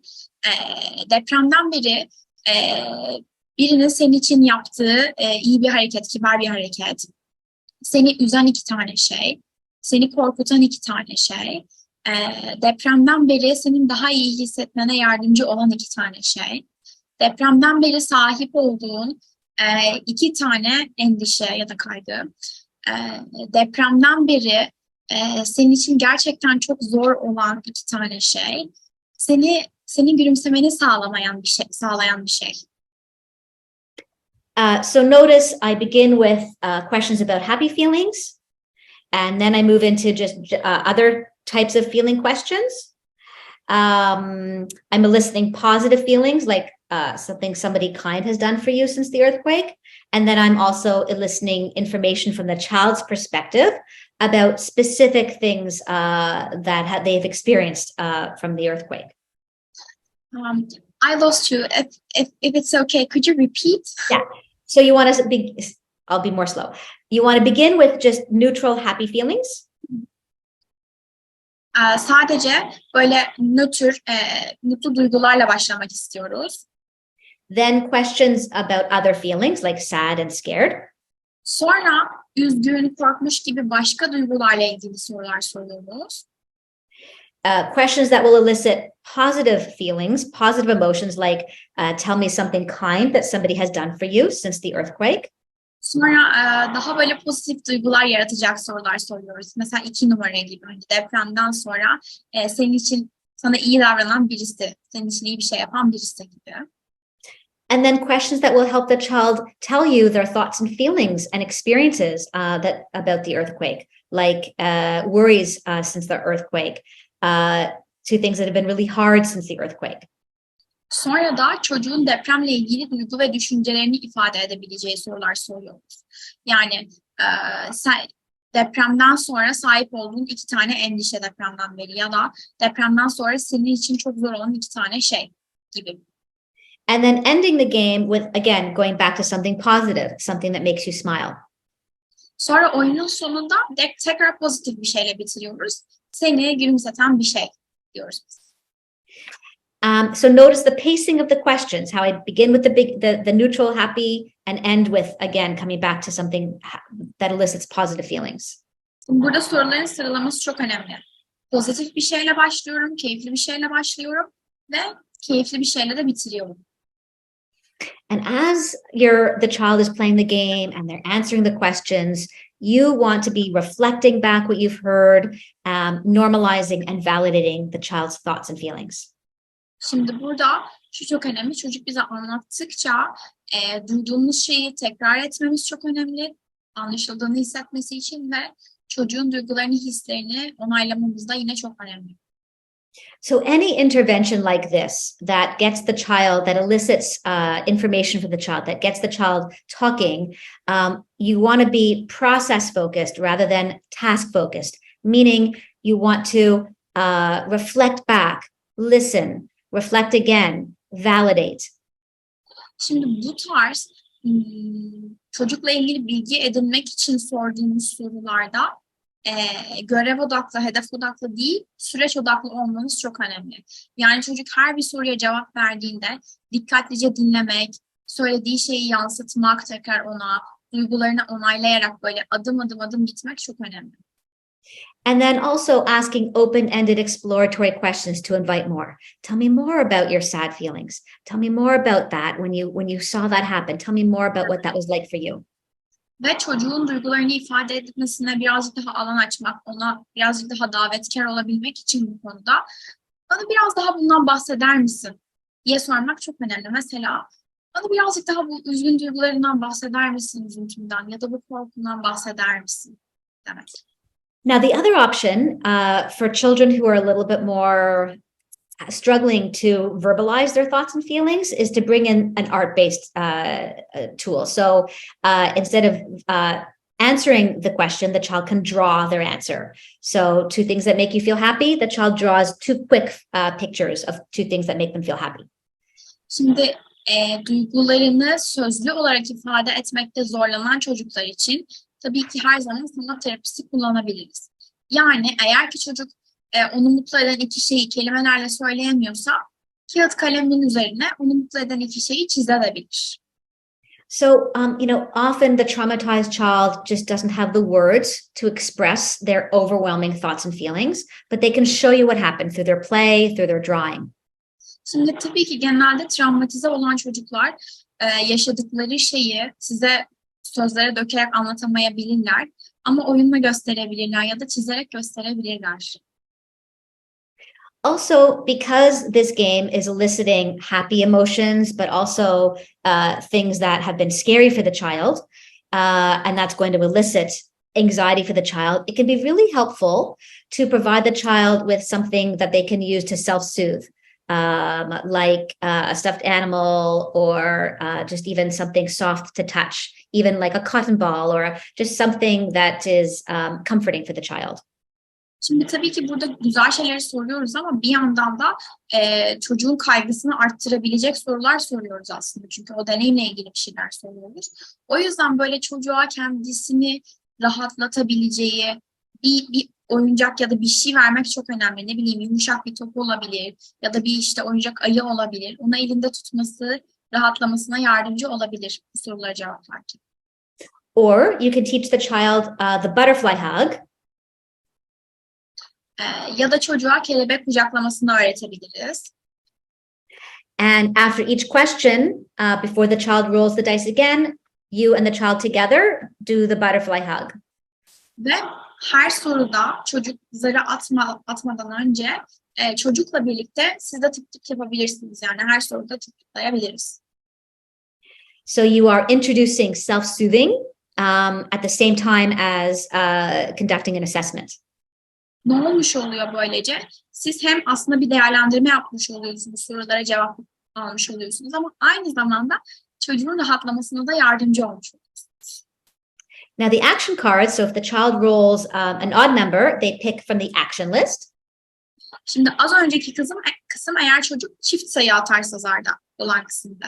Şimdi tek sayı atarsa bu aksiyon listesinden bir şey seçiliyor. So for example, jump up and down 5 times, then take 2 slow deep breaths.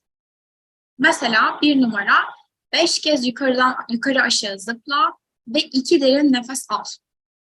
Or 5 big arm circles and then take slow deep breaths. Ya da 2 numara mesela 5 tane kocaman böyle kollarına yuvarlak yap ve sonra 2 tane derin nefes al. Both you and the child, you do the action together at the same time.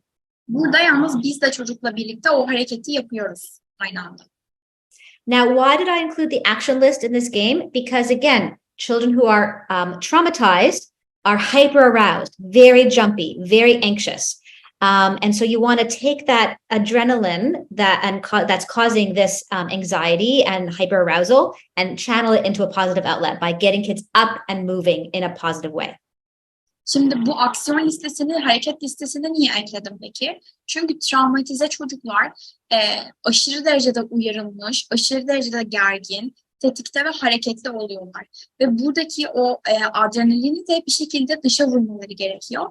Bu listedeki hareketleri yapmak da biraz onu dışa vurmalarını sağlayacaktır. You're also at the same time helping the child to learn self-regulation, because at the end of each action, you're taking 2 slow deep breaths and you're doing it alongside the child, so you're modeling.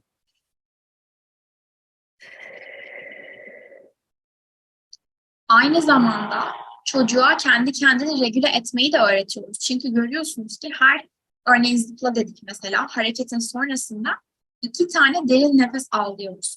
Ve al derken biz de rol model alıyoruz. Biz de çocukla birlikte diye böyle yavaş yavaş derin nefesler alıyoruz. Now, again, you want to adapt for the child who's not mobile. So instead of doing an action when they are, again, it'll depend on their mobility level. So maybe it's instead of jumping up and down, they, clap their hands 2 times or blink their eyes 2 times. So adapt as needed. Şimdi burada tabii ki yine harekette şöyle bir kısım olabilir. Çocuk hareket edemiyor olabilir. O zaman da şu şekilde adapte edebilirsiniz. Diyelim ki tek sayı geldi. O zaman gözlerini 2 kere kapat aç ve 2 nefes al. Ya da ellerini 2 kez çırp ve 2 nefes al gibi. Artık duruma göre biraz adapte ediyoruz çocuğun durumuna göre. Okay, so I want to talk about now, we've talked about rapport building and we've talked about assessment. Now I want to talk about some treatment guidelines. Şimdi ilişki kurma ile ilgili konuştuk. Değerlendirme ile ilgili de konuştuk. Şimdi birazcık tedavi ile ilgili konuşmak istiyorum.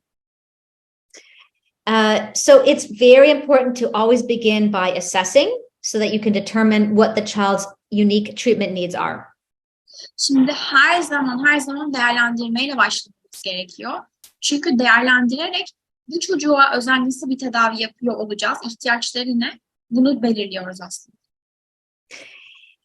But because you are working with children and families who are in crisis, you want to be thinking about the timing of any interventions and always ensuring that basic needs are being met before you initiate any kind of trauma treatment. Şimdi şöyle bir durum var. Çok büyük bir afetle baş ettiğimiz için aileler de çocuklar da bir krizin içinde. O yüzden de müdahaleleri ne zaman yaptığımız çok büyük önem taşıyor. Her zaman müdahaleyi yapmadan önce çocukların ve ebeveynlerin ya da bakım verenlerin temel ihtiyaçlarının karşılanmış olduğundan emin olmamız lazım.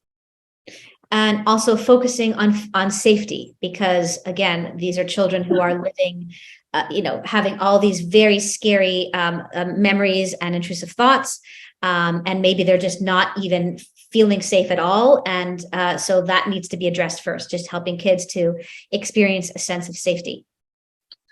Temel ihtiyaçların karşılandığından emin olduktan sonra, yani değerlendirmeyi yaptık, temel ihtiyaçlar, sonra güvenliğe odaklanıyoruz, güvenlik hissine. Çünkü bazen çocuklar çok ciddi derecede o rahatsız edici görüntüler gözünün önüne geliyor olabilir ve bu yüzden çok kaygılı hissediyor olabilir, hiç güvende olmadığını düşünüyor olabilir.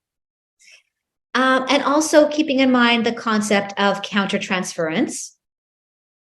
Ve tabii ki burada karşı aktarımı da göz önünde bulundurmamız lazım. So this is difficult work that you're doing. I mean, supporting children in the aftermath of an earthquake it's horrible what children have experienced and the circumstances that you're going to be encountering. Şimdi tabii ki orada çocukların bulunduğu şartlar, yaşadığı şeyler çok kötü ve siz de bu şartlarda onlara yardımcı olmaya çalışacaksınız. O yüzden de hani burada sizin de etkilenmeniz çok doğal ve bu konuda bir bakıyor olmak önemli. And so being aware of what your triggers are and how you're going to manage them in the presence of the child. O yüzden de sizin nelerin tetiklediğini bilmek ve bunlarla nasıl baş edeceğinizi, çocuk yanınızdayken nasıl baş edeceğinizi bilmek önemli. And it's okay to show emotion. You're only human. And if you get teary as the child is telling you about something horrific that they've experienced, that's okay. Ve duygularınızı göstermekten çekinmeyin. Siz de insansınız. Yani eğer çocuk başına gelen çok kötü bir şey anlatıyorsa ve sizin de gözleriniz doluyorsa bırakın da olsun. But you can use your own emotion in a way that will be helpful therapeutically for the child. Ama tabii ki de kendi duygunuzu çocuğa terapötik olarak yardımcı olacak bir yerde kullanmanız lazım. For example, you can say, I'm becoming teary because I'm so sad that you've had to experience this horrible earthquake. Yani mesela şöyle diyebilirsiniz. Gözlerim doluyor çünkü sen bu korkunç depremi yaşamak zorunda kaldığın için üzgünüm. But even though I'm feeling sad by what you're telling me, I am able to hear more and I want to hear more. So tell me more about what it's like for you. Tell me about your sad feelings, your scared feelings. Ama üzgün olsam da ben bunu duyabilirim, duymaya hazırım ve daha fazlasını da duymak istiyorum. O yüzden lütfen bana kendi korku duygunu, kendi üzüntü duygunu anlat diyerek çocuğa yönlendiriyoruz. So it's very important that you put words to the emotions that you're feeling and then give permission for the child to tell you whatever horrible thing they need to tell you. Yani kendi duygularımıza isim veriyoruz ve sonra çocuk bize o çok kötü her neyi söyleyecekse onu da söyleyebilmesi için ona da izin vermiş, alan açmış oluyoruz.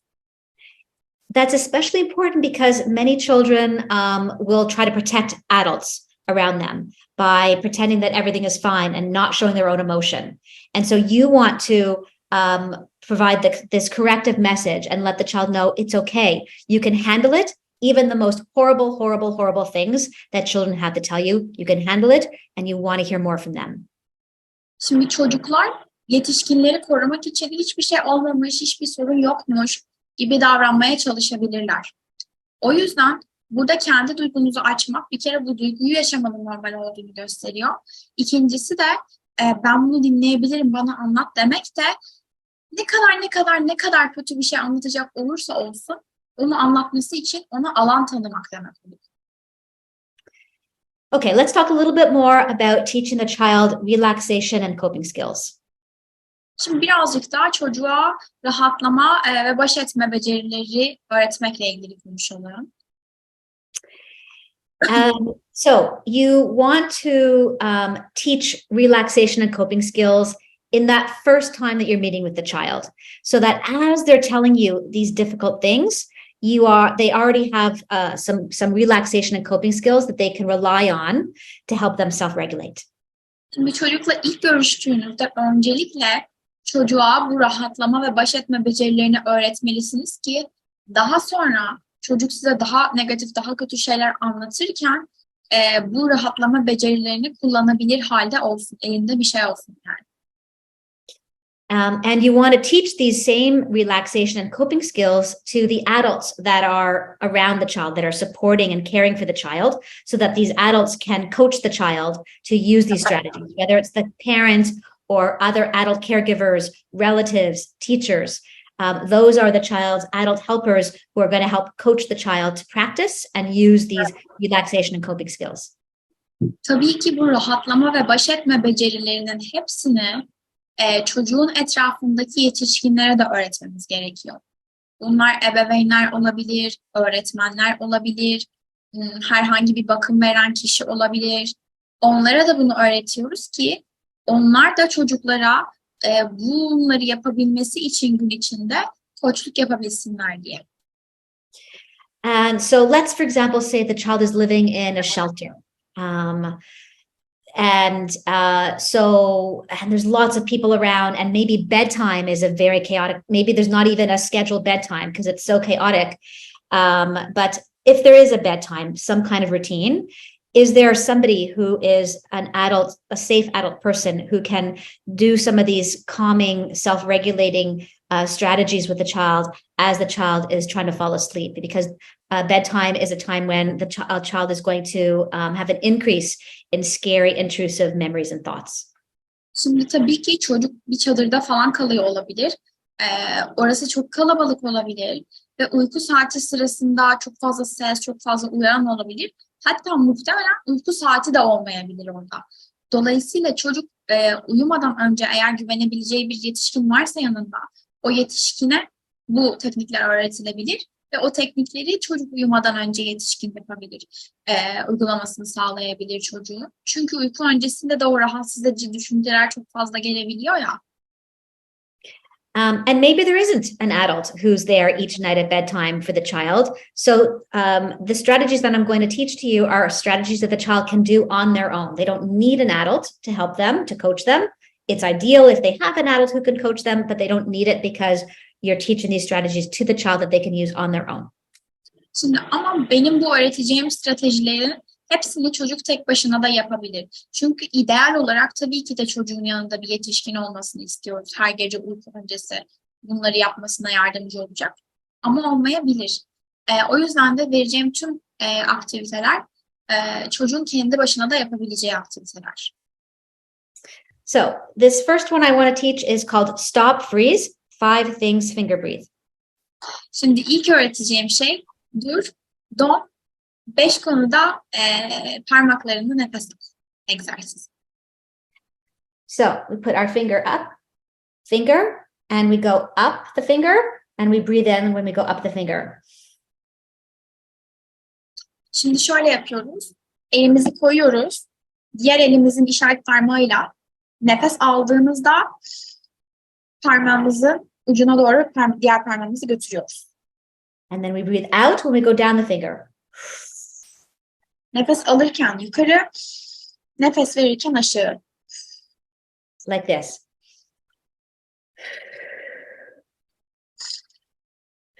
Bu böyle gidiyor. And when we get to the bottom of each finger, we say in our head, not out loud, in our head, something we see around us. So for example, computer screen, coffee mug, cell phone. Şimdi nefes alırken ucuna götürdük. Nefes verdik. Bu iki parmağın arasındayken etrafımızda gördüğümüz 5 şeyi sayıyoruz. Yani mesela bilgisayar ekranı, kahve bardağı, lamba gibi. So for the child, it might be something very different, like my bed, the gray wall, my shoe on the floor. Tabii ki bu çocuk için daha farklı olabilir yani. Yatağım, duvar, yerde ayakkabı gibi. So it's a deep breathing exercise that teaches the child how to do deep breathing in the moment to calm their body. Şimdi bu bir derin nefes alıp verme egzersizi ve çocuğa anda kalarak bedenini rahatlatmak için derin nefes almayı vermeyi öğretiyor. But it's also a grounding technique by having the child label the things that they see around them. So it anchors the child to the safe reality of the present moment. It anchors the child to the safe reality of the present moment by naming things they see around them. Şimdi hem derin nefes almayı, bedeni rahatlatmayı öğretiyor ama hem de çocuğun şimdi ve buradaya gelmesine yardımcı oluyor. Çünkü o etrafında gördüğü şeyleri isimlendirdiğinde aslında bir noktada çapalanmış oluyor. Şimdi ve buradaya geliyor, güvende olduğunu fark ediyor. So ideally, you've got a parent who's doing this with their child. But even if there isn't a parent, an adult caregiver to do this with the child can learn this and do it on their own. Tabii ki hani ideal olarak bir ebeveyn ya da bir bakım verenin bunu çocukla yapmasını istiyoruz. Ama eğer yanında kimse yoksa çocuk bunu tek başına da yapmayı öğrenebilir. Drawing, using art as a way to cope also. So a drawing of a safe place. Güvenli, böyle rahatlatıcı bir yerin resmini çizmek de bir teknik. So I'm not going to describe this technique. You've got it in your handouts and you can read it on your own. Bu tekniği hiç tek tek açıklamayacağım çünkü zaten slaytlarınızda var. Dolayısıyla oradan okuyabilirsiniz adım. But I do want to, before we take a break, we're going to take a break in a minute, but I want to just also talk about helping kids cope with nightmares. Şimdi birazdan ara vereceğiz ama ara vermeden çocukların kabuslarla nasıl baş edeceğini ve orayı hani bir ölçmeyi de size anlatmak istiyorum. So these are questions that you can ask the caregiver to assess the nightmares.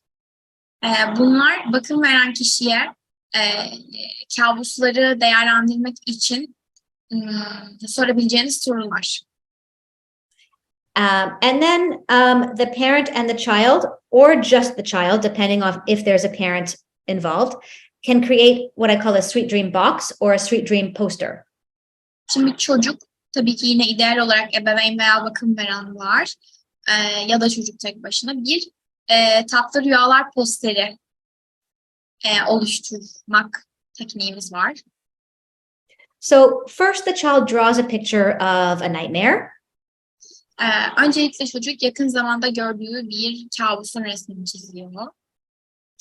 And then you ask them to talk about their nightmare. And that it helps the child to externalize it, to take it out of here where they're thinking about it and it's causing them anxiety and fear and making them have trouble sleeping, and they draw about it and they talk about it. That's called externalizing it. Şimdi sonra da bu çizdiği o kabusuyla ilgili resmi hakkında konuşmasını sağlıyoruz. Böylece ne oluyor? Çocuk bunu dışsallaştırabiliyor. Çünkü kafasında onu çok rahatsız eden görüntüler ve düşünceler var muhtemelen ve onları dışa vurmuş oluyor çocukta. Then you and or the parent helps the child think about sweet dreams, things that are positive memories, fun things that the child likes to do. And the child can draw little pictures on a poster of their sweet dreams, of the fun things that they like to do. Şimdi normalde biz bunu çocukla çiziyoruz ya bu posteri ideal olarak ebeveynlerle. Ebeveyn varsa onlara sormak, hani onlarla birlikte daha doğrusu yapmak, yoksa çocukla birlikte sadece. Hani daha önceden böyle yapmayı sevdiğin, işte keyif aldığın, eğlendiğin, sana iyi gelen küçük küçük şeyleri, resimleri çiz diyoruz postere. And the child can keep their sweet dream poster beside their bed. And at bedtime, they can look at their sweet dream poster and it will remind them of happy feelings. And again, anchor them back to the safe reality of the present moment by thinking about and talking about their sweet dreams. Şimdi birkaç tane de böyle minik minik güzel hissettiği anları ya da ona keyif veren şeyleri de çizdi oraya. Çocuk bunu yatağının başucuna koyabilir. Ve sonrasında uyumadan önce böyle o güzel sevdiği resimlerin olduğu, yani yaptığı şeylerin resminin olduğu postere bakarak böyle mutlu duygularını hatırlayabilir ki bu da onun yine o şu anda güvendesin, buradasın haline gelmesini sağlayacak, çapalayacaktır. And then if the child wakes up during the night from a nightmare, then they can be encouraged to look at their sweet dream. And again, the sweet dream poster will ground them back to the safe reality of the present moment. Diyelim ki çocuk bir anda gece yarısı kabusla uyandı, aşırı derecede korkuyor. Öyle bir durumda da yine çocuğun posterini çıkarıp hani oradan böyle resimlerine bakmasını sağlarsak eğer, çocuk yine şimdi ve buradaya güvende hale dönecektir. Okay, we're going to take, and this is what it might look like. Bu arada bu hani nasıl göründüğüne dair o poster çiziminin bir örneği. Okay. So we're going to take a quick break. I was going to do 15 minutes, but because we were delayed in starting, we're going to just take a quick 3-minute break. Just get up, go use the washroom if you need to, get a drink, 3 minutes, stretch your body, and we'll come back and resume in 3 minutes. Okay. Çok hızlıca 3 dakikalık bir ara veriyoruz. Normalde 15 dakika olacaktı ama geç kaldığımız için 3 dakika lavaboya gidin, bedeninizi rahatlatın, geri geliyoruz. Just a reminder that we will have time for questions at the very end. So you can type your questions into the chat box and we're going to have somebody gather all the questions and ask the ones that are the most common questions out of all the questions that come up. Şimdi merak etmeyin, eğitimin sonunda soru sormanız için size ve zaman vereceğiz. Şu anda zaten orada sorduğunuz sorular arasından en çok sorulan soruları birimiz topluyoruz ve o soruların hepsinin de cevapları verilecek. Just make sure that your questions are geared to the material that I'm talking about, and that you don't divulge any confidential information about a child or family. Sadece sorularınızın lütfen hani benim verdiğim materyallerle ya da anlattığım şeylerle ilgili olmasına dikkat edin. Ve bir de herhangi bir çocuk ya da onun ailesiyle ilgili özel bir bilgi paylaşmadığınıza emin olun. Okay, let's talk about some more interventions to support traumatized children. Şimdi birazcık daha böyle travmatize olmuş çocuklara yapılabilecek müdahalelerden bahsedelim. So the next area I want to cover is psychoeducation. So psychoeducation is about helping the child to make sense of the trauma that they have experienced. Şimdi psikoeğitim önemli bir şey. Neden? Çocukların yaşadığı travmadan bir anlam çıkarmasına, yani algılamasına yardımcı oluyor. The psychoeducation material should be relevant to the child, developmentally and culturally appropriate. Vereceğiniz psikoeğitim materyallerinin hepsi çocuğun gelişim düzeyine ve yaşadığı kültüre uygun olmalı. And also you want to do it in a fun way, like in a game. Ve tabii ki de bunu böyle bir oyun gibi eğlenceli bir şekilde yapmak isteyebilirsiniz. So in your extra handout, you may not have received the extra handout yet, but you will be getting an extra handout that has a game called the crumpled paper throw game. Şimdi size daha sonradan vereceğimiz o ekstra kağıtta bu oyunu göreceksiniz. O da buruşturulmuş kağıt atma oyunu. And so we're not going to talk about it now, but in the game, there are questions related to trauma, questions about natural disaster, specific questions about the earthquake.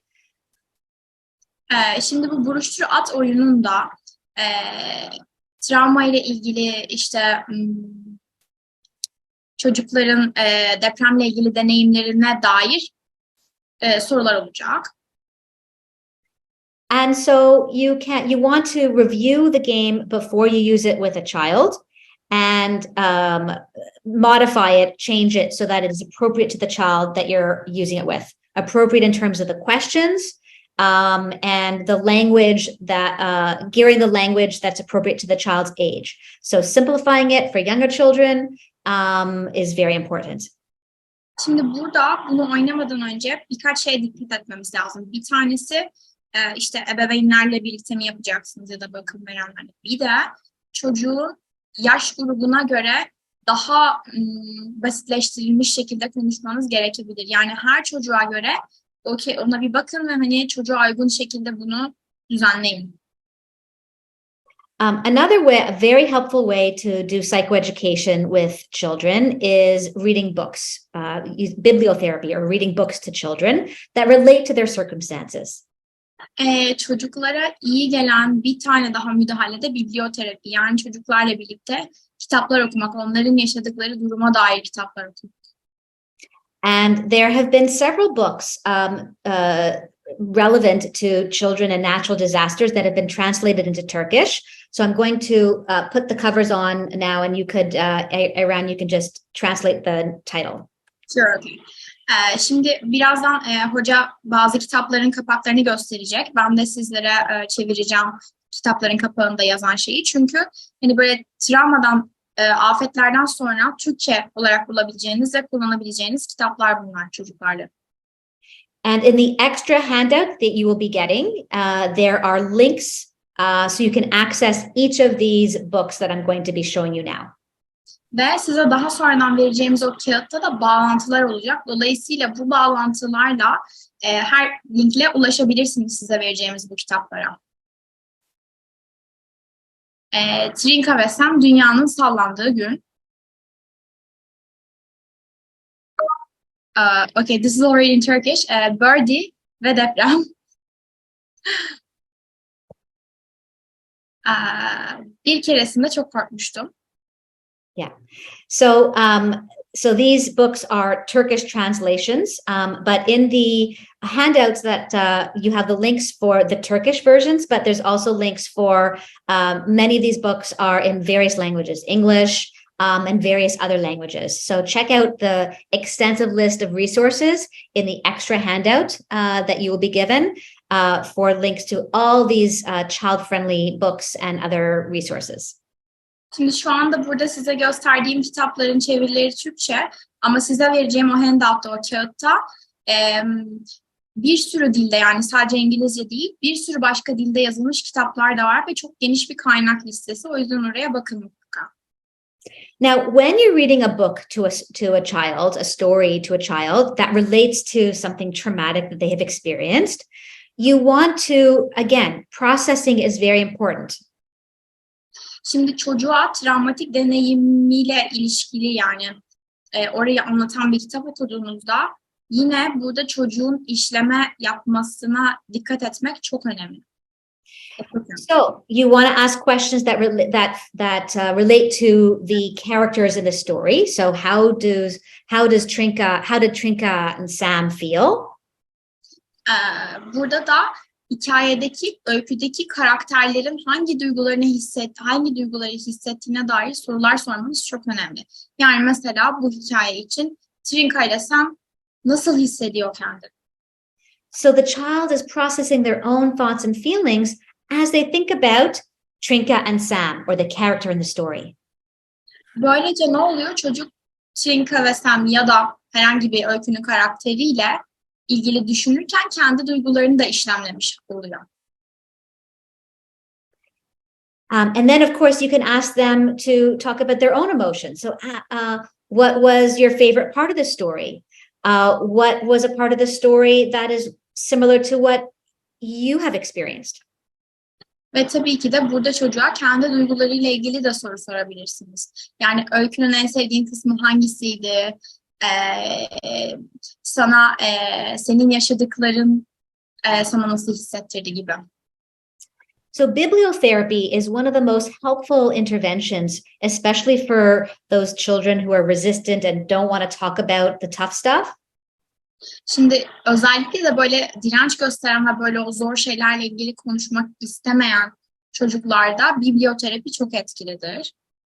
Because they're processing and working through their own trauma as they think about the characters in the story. Çünkü orada onlar kitaptaki karakterlerle ilgili düşündükçe kendileriyle ilgili de düşünüyorlar, kendi duygularını da işlemliyorlar ve travma ile ilgili de düşünüyorlar. And as they're hearing that, oh, these characters in the story, they went through something like what I went through, it helps them to, it normalizes their experience, it validates their experience, and that is healing for the child. Ve tabii ki orada öykünün karakterleri çocukla benzer bir deneyim yaşamış olduğu için onu görünce çocuk, hani benim başka birileri de bu karakterler de benim yaşadığım şeyi yaşamış diyor ve hem yaşadıkları şeyi normalleştirmiş oluyoruz zihinlerinde hem de duygularını da onaylamış oluyoruz. Bu da çocuğun iyileşmesi için çok önemli. These are some other books. Unfortunately, they're just in English, but these are some also helpful books around children and natural disasters. Şimdi bu kitaplar da yine afet yaşayan çocuklarla kullanılabilecek kitaplar. Maalesef henüz Türkçe çevirileri yok ama yararlılar. And in one of the in the extra handouts, there's a link to that has a whole listing of books. Ve işte o size vereceğimiz kağıtlarda da bu kitapların geniş bir listesi olacak zaten ve bağlantı linkleri de. Okay, let's talk now about helping children to label and identify their emotions. Şimdi birazcık daha çocukların duygularını isimlendirmesi ve tanımlamasına dair konuşalım. So you want to help children to be able to put words to whatever feelings that they are having. İstiyoruz ki çocuk hangi duyguları yaşıyorsa onu kelimelere dökebilsin. So remember, trauma, one of the main impacts of trauma is that it is overwhelming to the child. Şimdi travmanın en önemli özelliği ne? Çocuk için çok büyük, çok böyle üstüne gelen bir deneyim.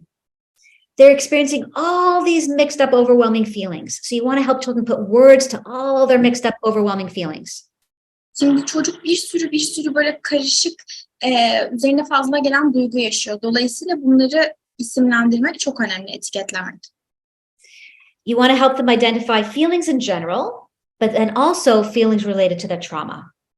Burada hem çocuğun genel olarak duyguları tanımasına yardımcı olmak lazım, hem de bu spesifik travmaya dair duygularını da tanımaya yardım etmek lazım. With very young children, preschoolers, 3, 4, 5, 6-year-olds, you want to really limit it to basic primary emotions: happy, sad, mad, scared, calm.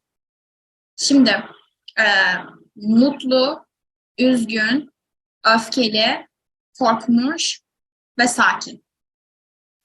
Bu 5 duyuya küçük yaştaki yani 3, 4, 5, 6 yaşlarındaki çocukları için sadece bu duygularla konuşuyoruz. Yani bu 5 duyguya limite ediyoruz. And you want to help children to identify what their feelings feel like in their body, their physiological responses. What does this feel like in my body? Ve duyguların bedenindeki yerini de çocuğunu fark ettirmek çok önemli. Yani ben bu duyguyu şu anda bedenimde nerede hissediyorum, nasıl hissediyorum? And then it's also very important to help children talk about how much do I feel this feeling? Ve bir de bu duyguyu ne düzeyde hissettiğini fark etmesi de çok önemli çocuğun. Do I feel a little bit sad, medium sad, a lot sad? Yani birazcık mı üzgün hissediyorum? Orta karar mı üzgün hissediyorum yoksa çok mu üzgün hissediyorum? a little, no scared, a little bit scared, medium scared, a lot scared.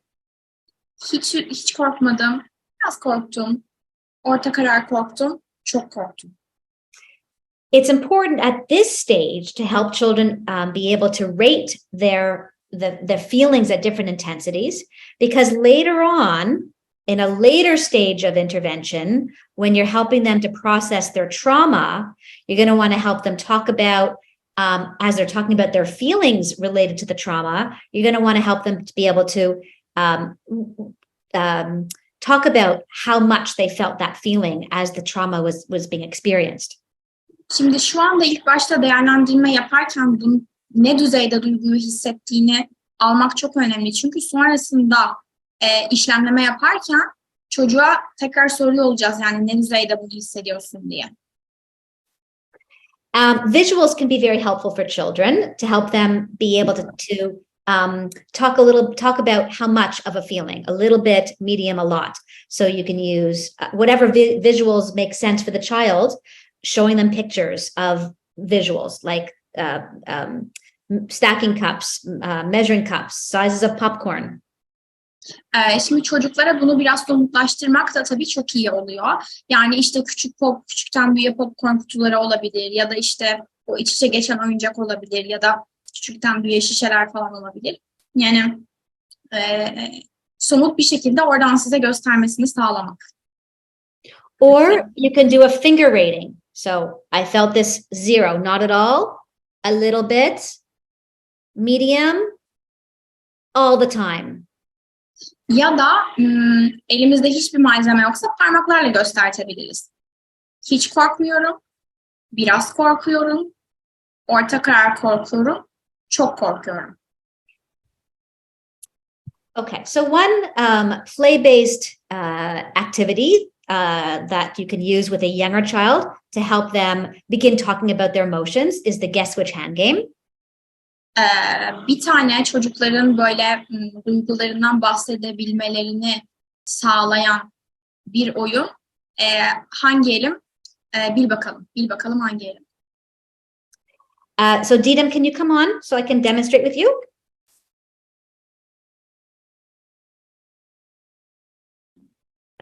Yeah. So I'm going to choose a feeling word from the feeling list. And start with happy, because you want to always start with happy and then sad and then angry and then scared in this order. Şimdi senden buradan bir duygu seçmeni isteyeceğim ama önce bir mutluluk duygularıyla başlıyoruz. Yine hani sonradan işte üzgün, öfkeli falan diye gidiyoruz. So I begin with happy and I write happy on a little piece of paper. Şimdi ben happy ile başlıyorum.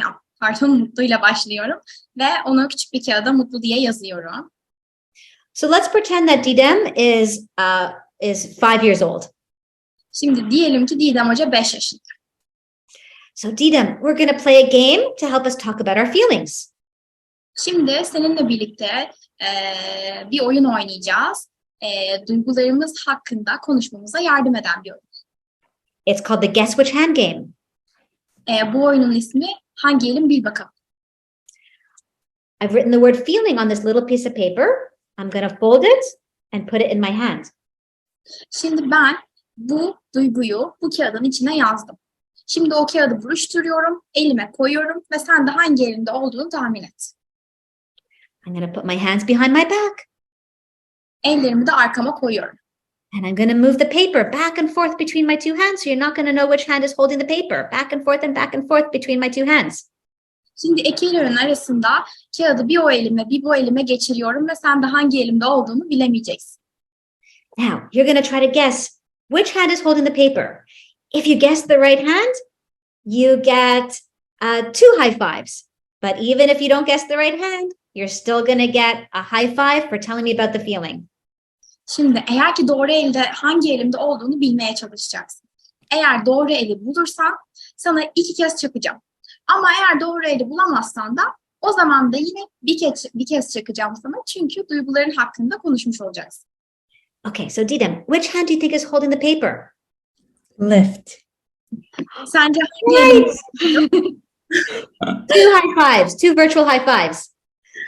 Now, you're going to get another high five when you tell me about happy. First, let's show what happy looks like. Let's stand up and let's show what happy looks like on our face and our whole body.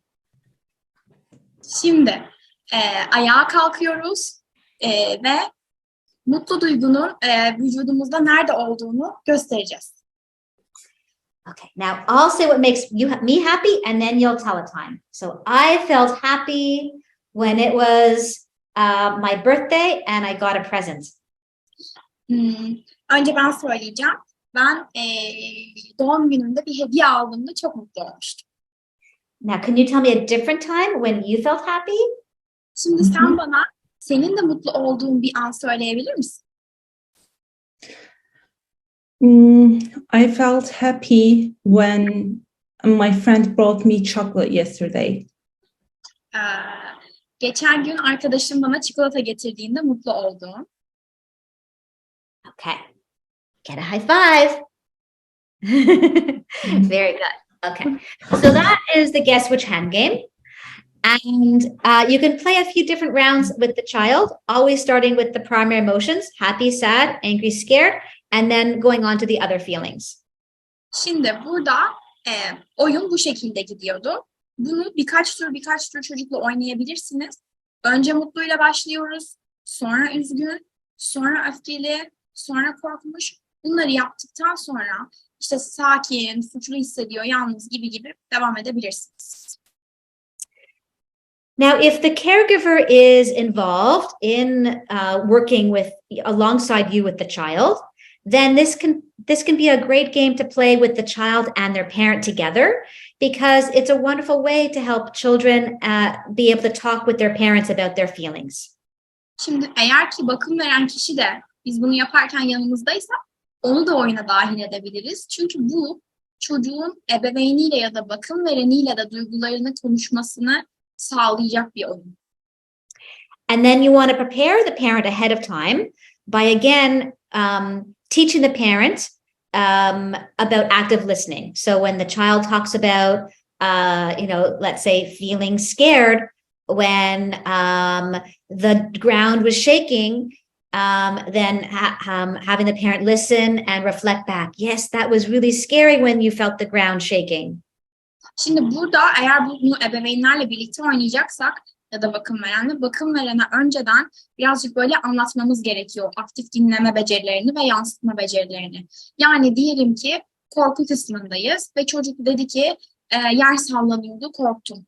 O zaman ebeveynin şunu demeyi bilmesi lazım. Evet, yer sallanıyordu ve sen çok korkmuştun. Okay, so I've listed in your handouts some other games or other activities. Some are for older children, some for younger children. So there's a range of different activities in the handouts or suggested in the handouts. And Didem mentioned my other books. Some of my books have been translated into Turkish, and my books have all kinds of different activities for different ages of children around feelings expression. Şimdi bu slaytlarda duyguların ifade edilmesi konusunda bu gördüğünüz listenin Türkçesinde de bulabilirsiniz. Bir sürü farklı yaş gruplarına uygun oyunlar listeledim. Aynı zamanda en başta size gösterdiğimiz kitaplarımda da buna benzer farklı yaş grupları için duygu ifadesine yönelik oyunlar bulabilirsiniz. Okay, the next area I want to talk about is cognitive coping. Bir sonraki üzerine konuşmak istediğim kısım bilişsel başa çıkma. And so here we want to help children understand how the difference between a helpful and an unhelpful thought. Şimdi buradaki amacımız çocuğa işe yarayan, yani iyi gelen ve iyi gelmeyen düşünceler arasındaki farkı öğretmek. And to be able to replace unhelpful thoughts with helpful thoughts. Ve tabii ki işe yaramayan, fayda vermeyen düşüncelerin yerine fayda verenlerini koyabilmeyi de öğreteceğiz. And with children, we want to keep it very simple and relatable. We want them to be able to relate to the examples that we give. Ve tabii ki burada örneklerimizi çocuklarla çok böyle basit ve anlaşılabilir kılmamız gerekiyor. Yani onlara yakın ve anlamlı gelmesi lazım. Again, in your slides, there'll be lots more information for you to read more about this topic. Şimdi slaytlarınızda yine bu konu hakkında daha detaylı bilgi alabileceğiniz kısımlar mevcut. So I encourage you after this training to go back into your handouts and read this information in more detail. O yüzden de hani eğitim bittikten sonra slaytlarınızı okumanızı ve bu konudaki bilgileri edinmenizi size tavsiye ediyorum. So there's information in your handouts about common negative distortions that parents have and that children have.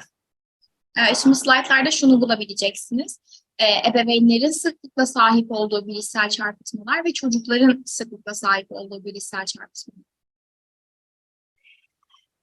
And so we want to help children understand and normalize common unhelpful or scary thoughts or worry thoughts, and then be able to replace them with coping thoughts, helpful thoughts, calm thoughts. Şimdi çocukların olumsuz düşünceleri, işe yaramayan düşünceleri fark etmesini ve normalleştirmesini sağlıyoruz. Sonra da yerine işe yarayan, sakinlik veren, huzur veren düşünceler koymasını sağlıyoruz. So, Aaron, if you want to maybe just choose maybe 2 or 3 examples from this list, and then just translate it. Yani mesela şimdi 2-3 tanesini okuyacağım size. İşte dünya tehlikeli bir yerdir. Yerine güzel şeyler de olabilir. Güvende değilim. Benimle ilgilenecek ebeveynler var. Hiç kontrol sahibi değilim. Hiçbir şey üzerinde kontrol edebileceğim bazı şeyler var gibi. And then with younger children, we want to help them in a playful way learn and use their coping thoughts. Şimdi çocuklarla oyun yoluyla başa çıkma düşüncelerini kullanabilmelerini sağlayabiliriz. So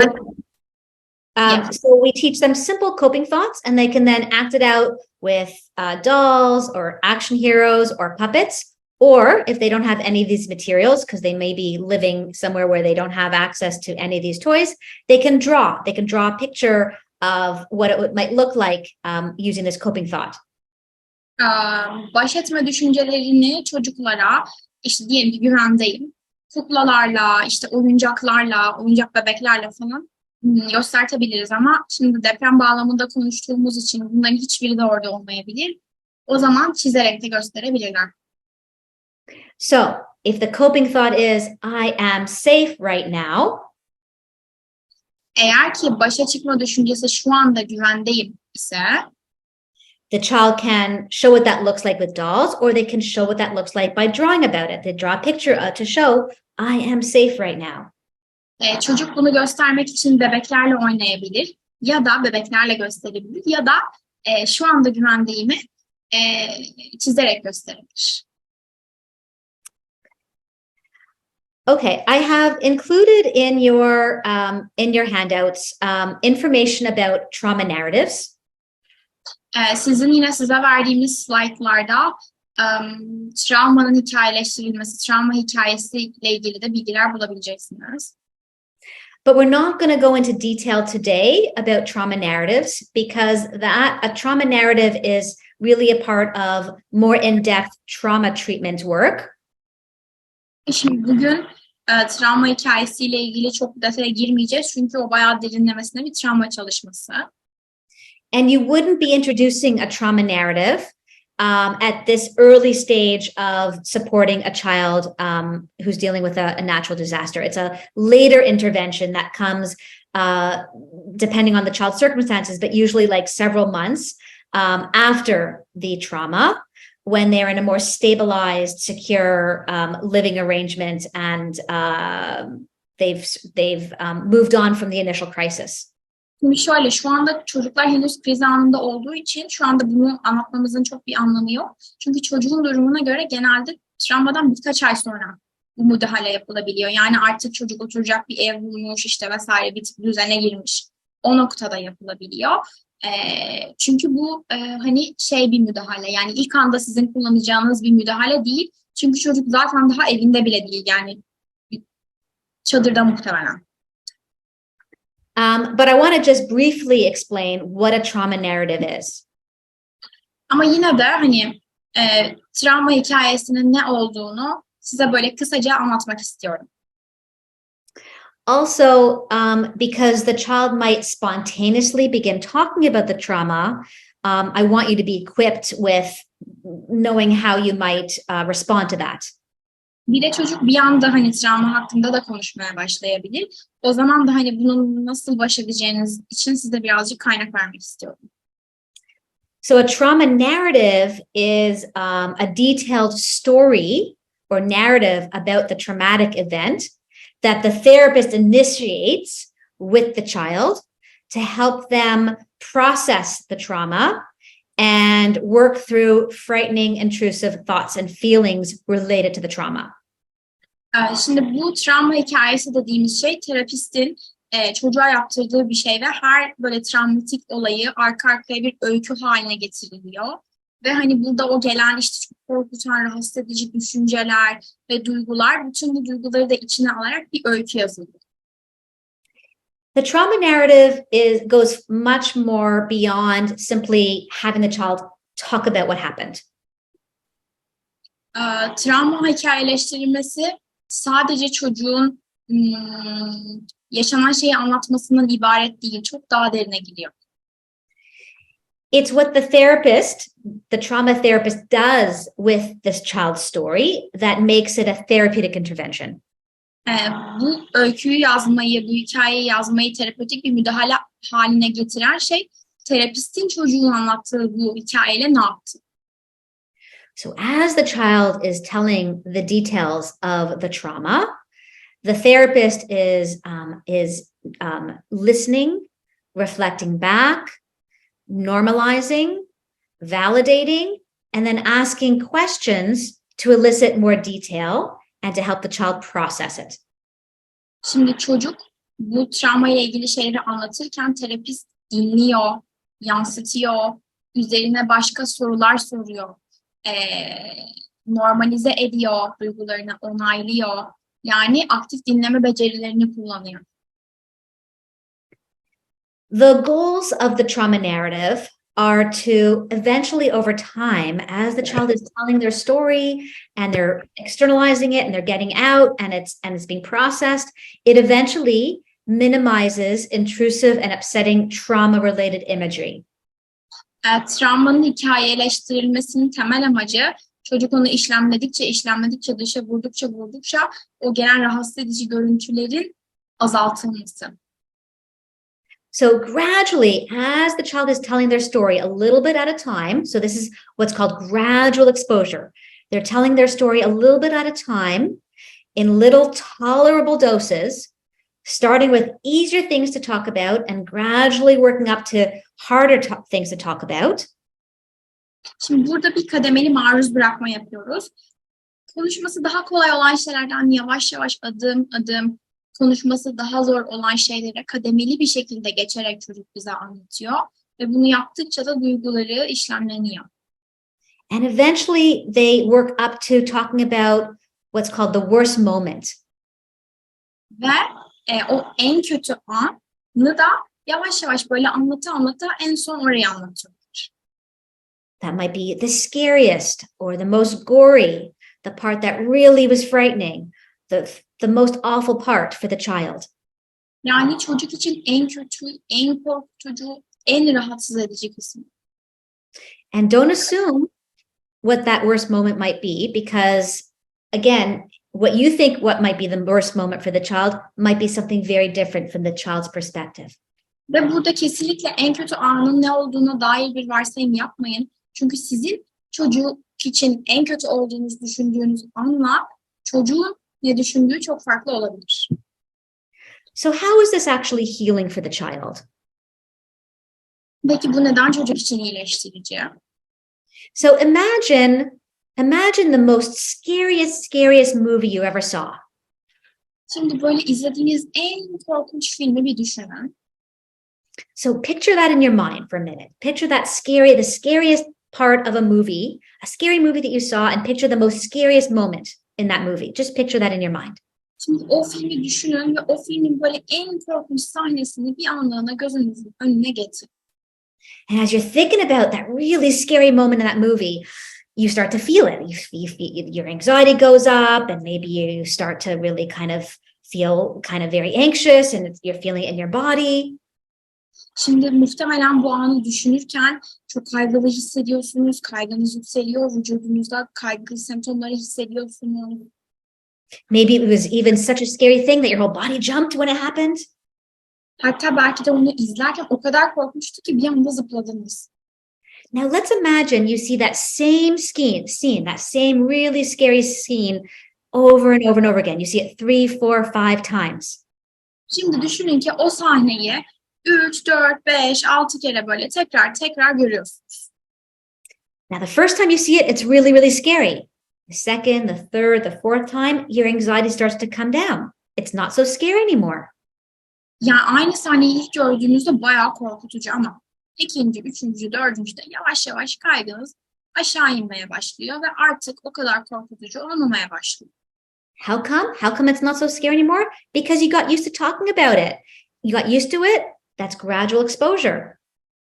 Peki nasıl oldu? Nasıl daha az korkuyorsunuz? Çünkü onun hakkında konuşmaya alıştınız artık. İşte bu da zaten kademeli maruz bırak. So as we think about and we talk about, as we help the child think about and talk about their trauma, the more they think about it, the more they talk about it, a little bit at a time, that eventually over time takes the really scary out of it, and eventually you're able to tolerate thinking about it and talking about it. Ve böylece bununla daha çok bunun hakkında konuştukça o konu hakkında düşünmek ve konuşmak da sizin için daha tolere edilebilir bir hale geliyor. And eventually, as they think about even the worst part, eventually it's not so overwhelming for the child. Ve tabii ki bu en kötü kısımla ilgili sürekli düşündükçe artık çocuk için bu kadar baş edilemez olmaktan çıkıyor. Okay, so I'm going to skip over all of these slides that are in your handouts because we're not talking about the how to do a trauma narrative today. That's going to be a different training. Şimdi slaytlarınızda var ama böyle travma hikayesi nasıl yapacağımıza, alacağımıza dair olan adım kısımları bir geçiyorum. Çünkü bu bir başka eğitim olacak. But I do want to just emphasize that for children, talking about it is really hard.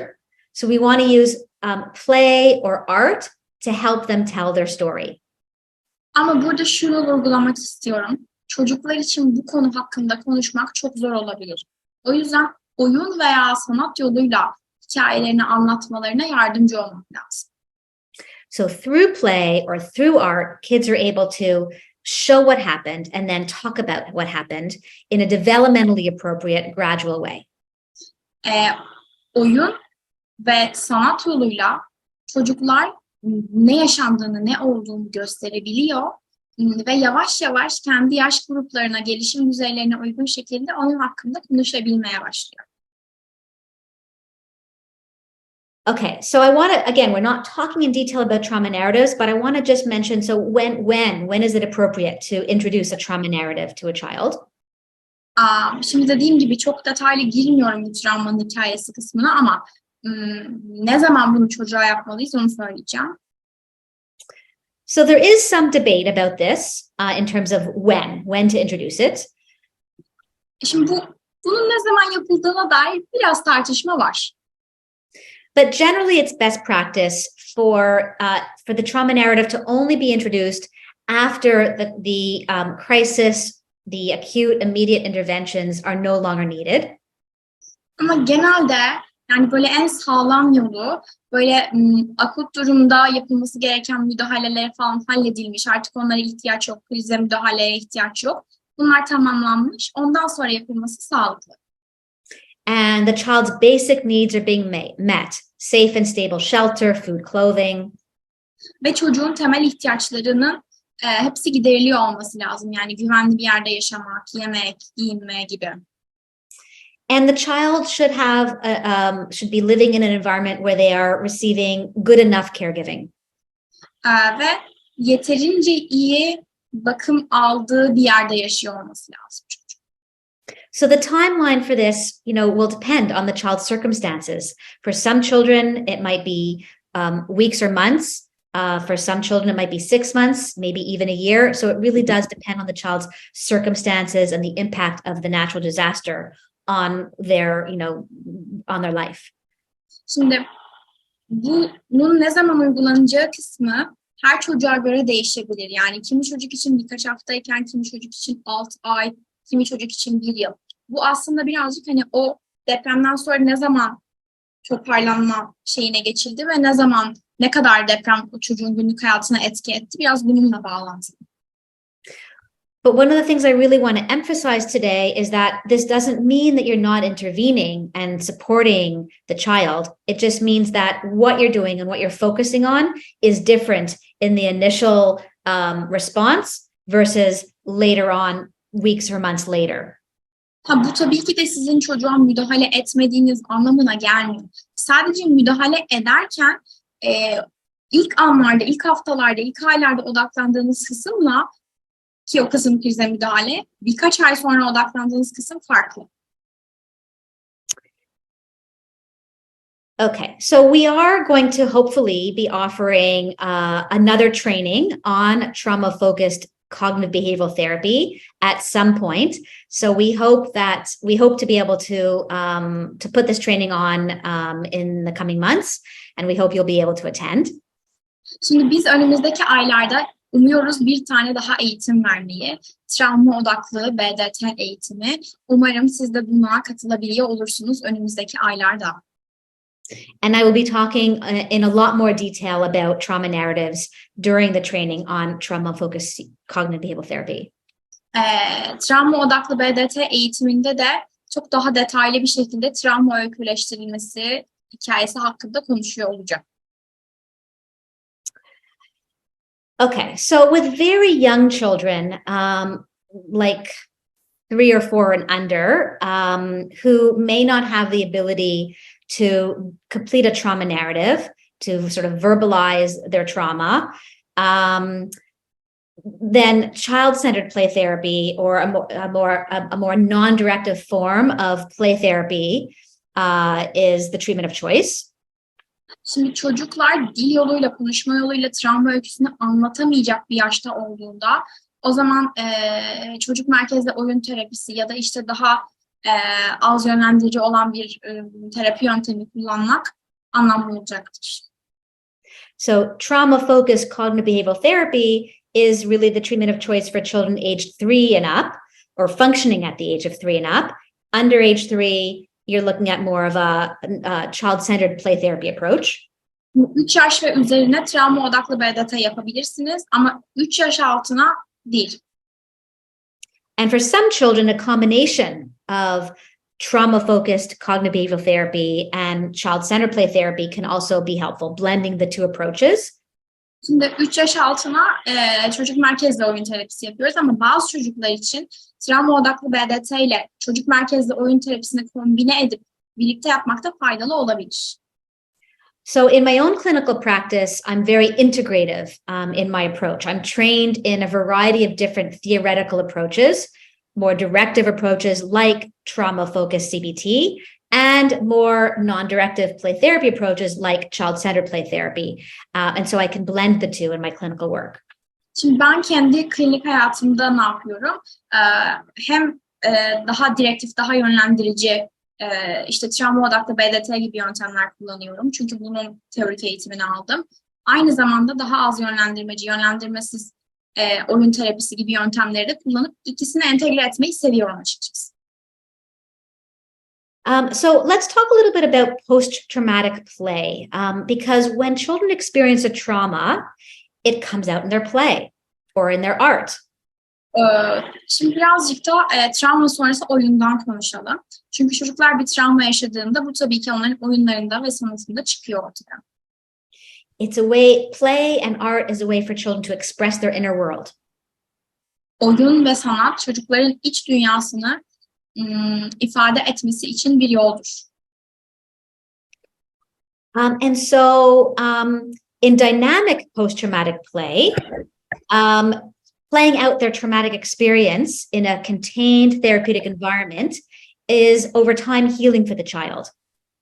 O yüzden de dinamik bir travma sonrası oyunu güvenli bir odada bir yerde bir terapi odasında oynamak çocuğun travmasını işlemlemesini sağlar. It enables children to work through the trauma and to gain a sense of mastery over their overwhelming experiences. Bu çocukların kendi travmalarının çalışabilmelerini ve o travmatik deneyimlerin üzerinde bir güç kazanmalarını sağlar. There are healing aspects of play. It modifies their negative events, and it makes them have more pleasant, manageable feelings about what's happening. It elicits pleasant, manageable emotions. Şimdi oyun tabii ki şuna da yarıyor. Şöyle bir işlevi var. Çocuğun yaşadığı negatif olayların daha baş edilebilir ve daha keyifli yanlarına odaklanıp onların üzerinde biraz kontrol sahibi olmasını sağlıyor. So we want to carefully track and observe the child's play and watch for in dynamic post-traumatic play, we want to watch as the storyline changes, new themes emerge, the child is using different toys, and more adaptive, healthier outcomes are emerging in the child's play. Şimdi dinamik derken aslında değişebiliyor olma halini, yani stabil değil de o değişkenlikten bahsettiğimiz için burada şeye çok bakmamız lazım. Yani öykünün akışı nasıl değişiyor, yeni temalar geliyor mu, yeni oyuncaklar geliyor mu, daha adaptif, daha pozitif sonuçlar çıkıyor mu oyundan gibi. And over time, the child shifts from their play being kind of very agitated to more calm and more sort of contained, less chaotic. Zaman içinde de çocuklar hani böyle oyunun içinde çok ajite, böyle çok yüksek olmaktan yavaş yavaş daha sakin, daha böyle huzurlu bir oyun yoluna geçebiliyormuş. In stagnant or toxic post-traumatic play, that's very different from dynamic post-traumatic play, where the child is sort of trapped in the pain of the trauma. Şimdi takılı kalan toksik bir post-travmatik oyundaysa şöyle bir şey oluyor. Çocuk sürekli aynı temaların üzerinde ve o acısının içinde sıkışıp kalıyor. Aynı şekilde oynuyor. It's very repetitive. The child is often playing with the same thing over and over, reenacting the trauma over and over again. It's very, kind of scary scenes being reenacted over and over and over again. Şimdi burada şunu görürüz toksik alanda. Tekrarlı çocuk sürekli aynı oyunlarla oynuyor. Aynı temalar sürekli ortaya çıkıyor. Sürekli odanın aynı yerinde duruyor. Öykünün akışı hep aynı şekilde başlayıp aynı şekilde bitiyor. In dynamic post-traumatic play, it's also initially repetitive and focused often on themes of danger, but eventually over time that shifts and the storyline changes and becomes more healing. Tabii ki de dinamik travma sonrası oyunda da ilk başta hep o tehlike teması tekrar geliyor. Ama zaman geçtikçe, oyun oynadıkça birazcık daha o temalar değişmeye başlıyor zaman içinde. So in dynamic post-traumatic play, it eventually, the child feels a sense of relief. In stagnant or toxic post-traumatic play, it fails to relieve anxiety. Yani toksik travma sonrası oyunda çocuğun kaygısı kesinlikle rahatlamıyor. Çocuk orada sıkışmış kalıyor. Ama dinamik oyun terapisi sonrasında, travma sonrası oyun terapisi sonrasında çocuk bir rahatlama hissi yaşıyor. So I'm going to show you a video now of a little boy, 3 years old. Şimdi size 3 yaşındaki küçük bir oğlan çocuğu ile ilgili bir video göstereceğim. He was in the car with his uncle. Şimdi çocuk dayısıyla ya da amcasıyla birlikte yolda gidiyor arabada. And there was a drive-by shooting. A gang of men shot the uncle in the head. Ve yandan bir araba geliyor ve bir çeteden birisi dayısını ya da amcasını başından vuruyor. And they shot the uncle in the head while the uncle was driving the car. Ve dayı da o sırada araba kullanıyor. The car crashed into a tree. Araba bir ağaca çarpıyor. The uncle sustained very serious injuries and became paraplegic. I don't know what paraplegic means. Could no longer move his hands and legs. Sonra amca bir sürü ameliyat geçiriyor, çok ciddi yararlanıyor ve artık hani felç oluyor. And sustained brain injury as well. Ve beyninde de bazı hasarlar kalıyor. The little boy sustained minor physical injuries, but was very traumatized by this event. Şimdi çocuğun bedensel olarak küçük yaralanmaları vardı ama tabii ki haliyle bu olaydan dolayı bayağı travmatize bir haldeydi. His trauma symptoms included nightmares, clingy tantrums, refusing to go into a car, and scared to go visit his uncle. Bu semptomlarda gece uyuyamama, arabaya kesinlikle binmeme, ebeveynlerine yapışma ve amcasını görüp ziyaret etmekten kaçınmak olarak ortaya çıkmış. So I used with him an integrative trauma treatment approach that combined both directive and non-directive play therapy, as well as some other interventions. Ben burada bu çocuğun terapisini planlarken entegratif bir yaklaşım kullandım. Hem yönlendirmesiz oyun terapisi hem de filyal terapi kullandım ve birkaç başka teknik kullandım. Aynı zamanda yönlendirici terapiyi de kullandım. I did some family work as well as parent consultation. Ayrıca ebeveynlerle de görüştüm ve onlarla da biraz çalıştım. So in this video, you're going to see, this is an edited video of several sessions. Şimdi benim size göstereceğim video birkaç seansın editlenmiş, birleştirilmiş videosu. The video is about 10 minutes. Bu video yaklaşık 10 dakika sürüyor. And I want you to just, we're not going to translate it because you don't need to know what is being said in order to be able to track his play. Ve burada hani çok fazla hani ne söylendiğini anlamanıza gerek yok oyunu takip edebilmesi için.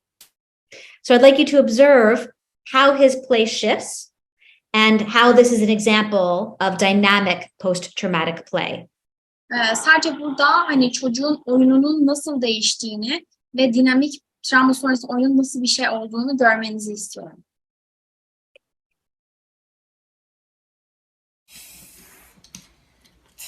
Oh, the cars are crashing, rolling, and crashing. Woo!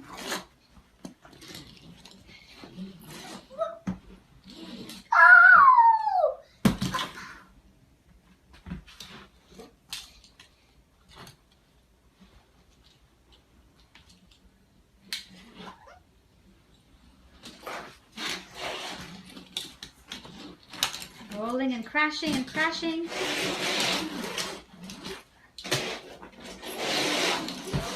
Zoom, crashing.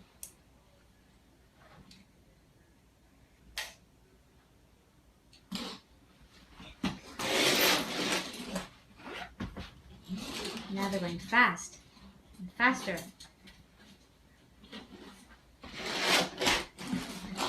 Around and around.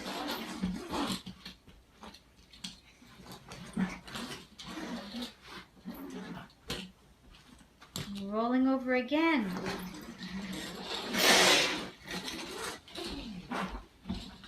And again.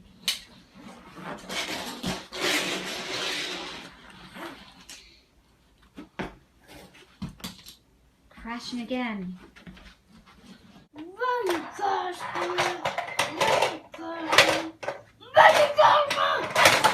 Crash.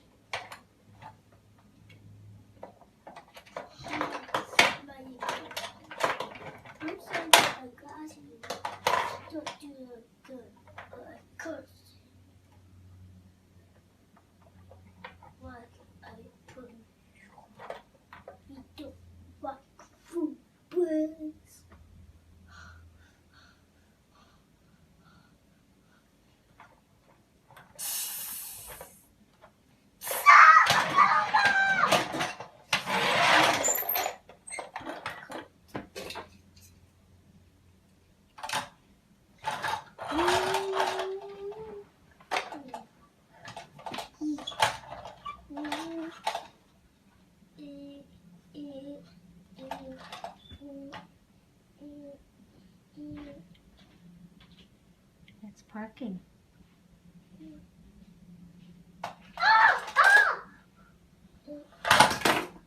Crash.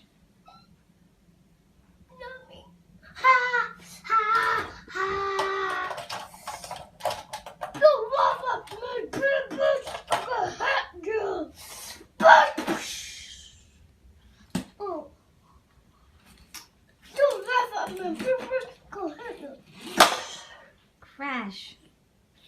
Oh, it rolls over too.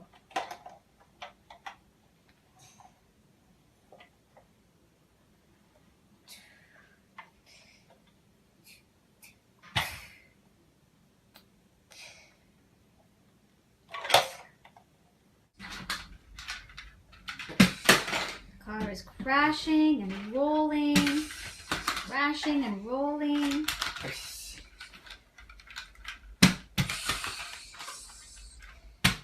Crashing and rolling. Again.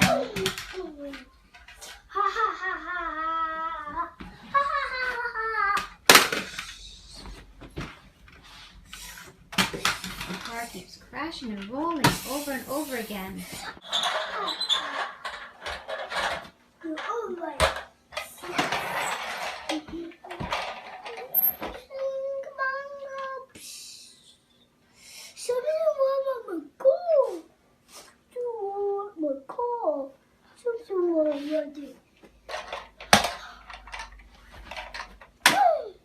Crashing. Rolls over and crashes. Looks like somebody's hurt. And he has to go in the ambulance because he's hurt.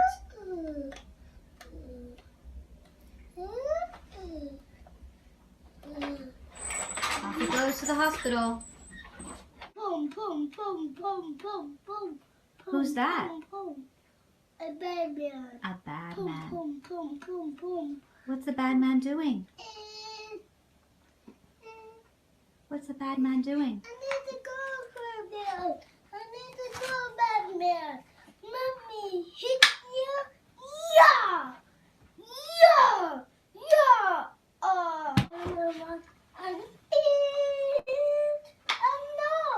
And crash. And crash. Then, someone come in! Someone, yeah! Kick, yeah! Oh, yeah! Oh. Boom, boom, boom! Yeah! Boom, boom, boom! Boom!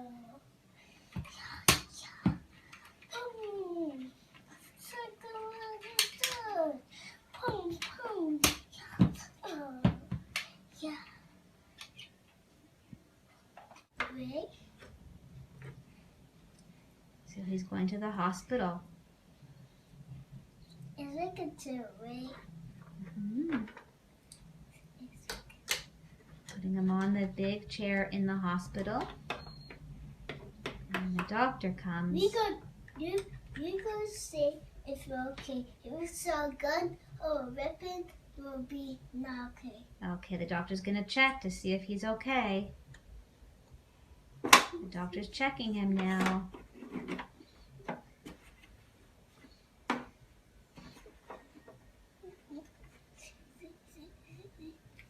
He's okay. Oh, the doctor says he's okay. Just put in the wheelchair. Now he's going to go in the wheelchair. How to put you in the wheelchair? Oh, we have to make this way. Mm-hmm.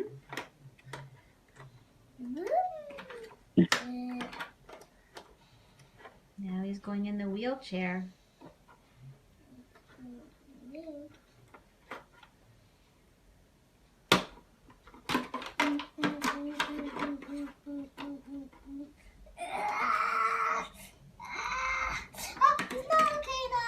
Uh-oh, he's not okay now.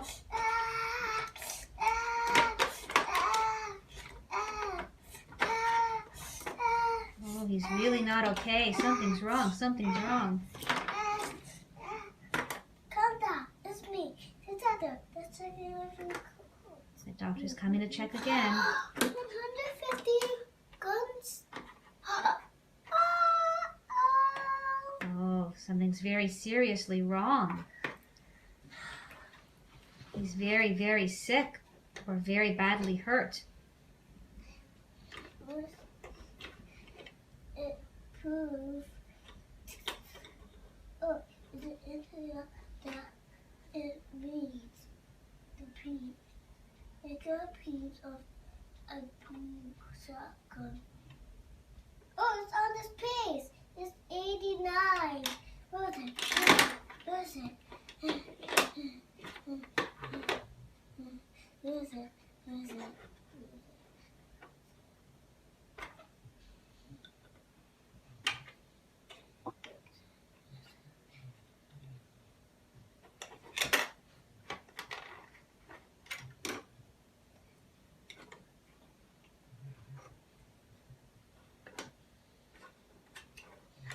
Setting everything up. We need someone to put this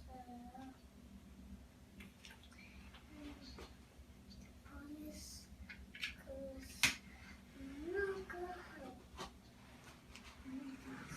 These cars coming.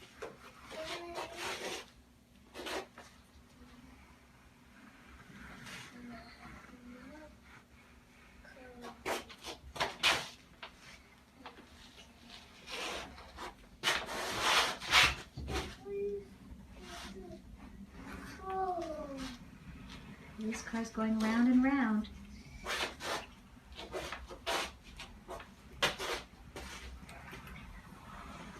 Round and round it goes.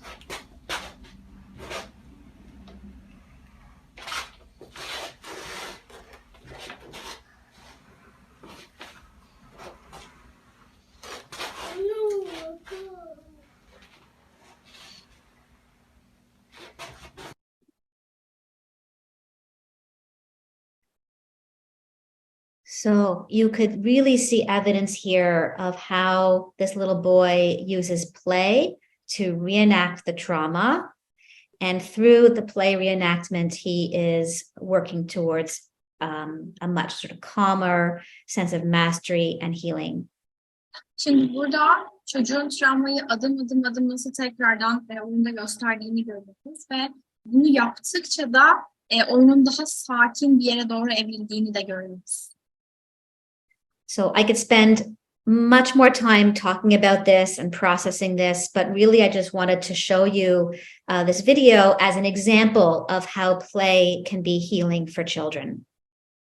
Şimdi burada tabii ki bunun üzerinde çok daha fazla konuşabilirdik vesaire ama ben size oyunun çocuklar üzerinde nasıl iyileştirici bir etkisi olduğunu video ile göstermek istedim. And I also want to just emphasize that that this is an example of play therapy, and play therapy is different from just playing, and that you should only be using play therapy if you are a trained professional, trained in play therapy. Tabii ki de şimdi şunu da söylemek istiyorum, uygulamak istiyorum. Bu bir oyun terapisi ve bu sadece oyun oynamaktan farklı. Dolayısıyla sadece eğer oyun terapistiyseniz bu oyunu oynatmanız önemli. So when you are using play therapy, you want to equip the child with a variety of toys and materials that will help them to reenact their trauma.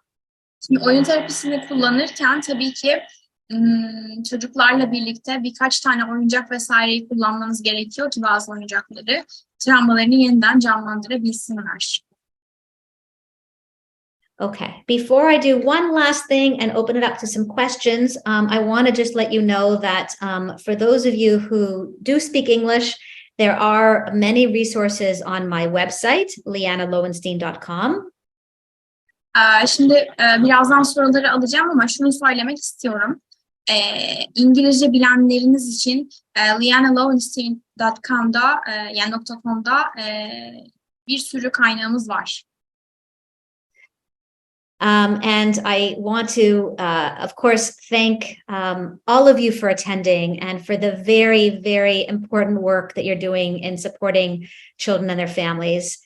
I want to thank Core Wellness, Didem Altay, Eran Saltik for translating. Thank you so much for helping to make this webinar happen. Hocamız hepimize, her birimize travmatize olan çocuklara yardım ettiğimiz için teşekkür ediyor. Core Wellness'a bunu gerçekleştirdiği için ve Didem hocamıza da çok teşekkür ediyor yine bunu gerçekleştirdiğimiz için. Ben de şimdi hocamıza hepimiz adına teşekkür edeceğim. We all thank you for, and actually people are texting from the chat box thanking you. So we are all thanking you for actually making this happen for us. And the fact that you've done this is so dear and valuable to us in this place of trauma. Thank you. Thank you. I want to end by this quote from Anne Frank, who, of course, is a Holocaust, was in the Holocaust, little girl in the Holocaust. And this quote, I think, is just really sums up, I think, a hopeful message that I want to convey. And I'll let you, Eran, translate this message. Şimdi Anne Frank'in bir sözünü okuyacağız. Anne Frank biliyorsunuz ki Nazi kamplarında vefat eden bir küçük kız çocuğu ve günlüğü var. Şimdi o da demiş ki etrafımızda hala var olan güzellikleri düşünün ve mutlu olmaya çalışın. Okay, so we do have about 10 minutes for questions. And so Didem has been looking at the questions in the chat box and is going to kind of take out the ones that are more common. Şimdi 10 dakikalık bir soruya vaktimiz kaldı. Didem Hoca soru listesinden en çok sorulanları seçti ve onları söyleyecek. Erencim aslında çok zaten az soru var. O yüzden bazıları da hatta İngilizce sorulmuş. Dilersen hani 2 kez yapmayalım. Sen direkt İngilizceye çevirerek sorabilir misin? Tabii ki hocam. Hı hı. Bakıyorum şimdi. Şöyle. Eğitim materyaliyle başlayayım mı? Onu söyledik zaten aslında. Yok. Elazığ'da konteyner kentte çalışıyorum. Bu oyunlar çocuklarla gruplar halinde oynanabilir mi? Özellikle dikkat edilmesi gerekenlerle ilgili neler önerirsiniz?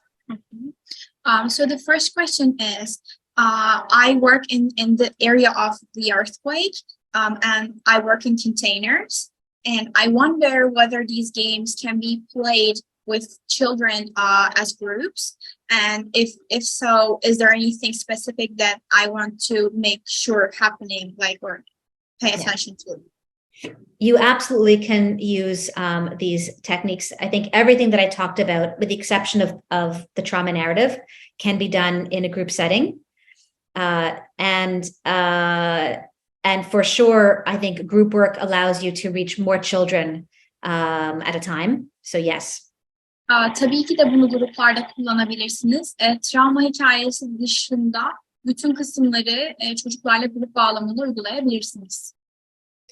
I think that you want to be following good clinical practice when it comes to group therapy with children, in terms of ensuring that if you are going to do a group, making sure that the group composition is appropriate, that there are, if it's just you, that you're able to manage the children in the group context, and really make use of the powers of the group in terms of it being a normalizing, validating experience. Şimdi çocukla grupta çalışırken tabii ki ilk çalışmanızda biraz bir şeylere dikkat etmek gerekiyor. Yani mesela bu tek başınızdaysanız bu çocuk sayısını idare edebilecek misiniz? Bir de kullanmak da çok önemli. Hani sonuçta grupta aynı deneyimi yaşayan birçok çocuk olduğu için otomatik olarak orayı normalize de etmiş olma fırsatını da orada yakalamak lazım. Also give some thought to the group structure in terms of, how long is the group going to be, making sure that there's opportunities for movement, getting the kids up and moving, appropriate ways of managing any challenging behaviors that come up in the group, so that children don't, kind of feel like they're being bad and not being appropriately supported. Şimdi burada 3 şeye dikkat etmeniz lazım. Yani o seansların yapısında. Bir, seanslar ne kadar sürecek? İkincisi, seansların içinde çocuklar arasında böyle çok fazla işte duyguların daha agresif olan çocuklar olabilir. Hani onlara dikkat etmek gerekiyor ki onlar da böyle gruba uygun davranamıyorum falan diye üzülmesinler. Üçüncüsü de çocukları hareketlendirmek, yani mutlaka onların fiziksel olarak hareket edebildiği şekilde grupları düzenlemek. Also give thought to the parent involvement. Are you able to run parent groups so that parents can come together and support each other? Are you going to do so a concurrent group? So you're with the children and then there's somebody else, another facilitator with the parents? Or are you going to bring parents and their children together in the same group? Bir de şeyi düşünmelisiniz. Şimdi ebeveynleri de desteklemek çok önemli. Mesela ebeveynler için de bir destek grubu yapılabilir. Ama bunu yaparken önce siz bir odada işte bir konteynerde çocukları görürken başka bir uzman diğer konteynerde ebeveynlerimi görecek. Siz çocukları ve ebeveynleri beraber mi gruba alacaksınız? Bunu da planlayın. Okay, we good with this question? Okay. Now, the second question, it's in English, so I'm just reading it. Since the caregiver who experienced the earthquake shows signs of post-traumatic stress disorder, healthy communication and relationship processes are disrupted for the child, even if parents survive. We find it very difficult for these children in these conditions. What would you want to advise? Do you want to translate the question first? Oh yeah, sure. I forgot. Şimdi bakım veren kişi de depremi yaşadığı için tabii ki onlar da posttraumatik stres bozukluğu yaşıyorlar ve sağlıklı iletişim kurmakla ilgili, ilişki kurma becerileriyle ilgili onlar da sıkıntı yaşıyorlar. Yani ebeveynler yaşıyor olsa da becerilerde sıkıntı olabiliyor çünkü onlar da travmatize. Böyle durumlarda çocukların daha zorda olduğunu görüyoruz. Bununla ilgili bize ne öneri verebilirsiniz? So when parents are in their own extreme state of crisis, of course, it's going to be more difficult for them to be emotionally available to their child. Şimdi tabii ki ebeveynler de kriz halindeyken duygusal olarak çocuğun ihtiyaçlarına cevap verebilme kapasiteleri haliyle düşecek. So really just starting with that crisis intervention for the parents first, supporting parents, because the more the parent feels supported and that their needs are being met, the more they will over time be able to then support their child. Bu yüzden böyle ebeveynlerde krize müdahaleyle ilgili çalışmak çok önemli. Çünkü ebeveynler kendilerinin desteklendiğini hissettikçe, ebeveynler kendi ihtiyaçlarının giderildiğini hissettikçe çocukların ihtiyaçlarını da daha rahat giderebilir bir hale gelecekler. And really also managing your own expectations of what parents can and cannot do. When parents are in this state of crisis, we really have to lower our expectations of what parents, what the capacity is of that parent to be able to support their child. Bir de burada hani ebeveynlerin neyi yapamayacağına dair beklentilerimizi de biraz düşünmek çok sağlıklı. Çünkü sonuçta onlar da bir krizin içinde ve onlar da baş etmekte zorlanıyor. Bu beklentileri bir tık daha düşük tutmamız daha iyi olacaktır o yüzden. So try to establish some very small, realistic, workable goals. O yüzden de böyle çok küçük, çok gerçekçi ve üzerinde çalışılabilir hedefler oluşturarak başlayın. So providing parents with psychoeducation is number one. So the handout that's in your resource package that's been translated into Turkish, that will be really helpful for parents to know. Information psychoeducation is a good place to start.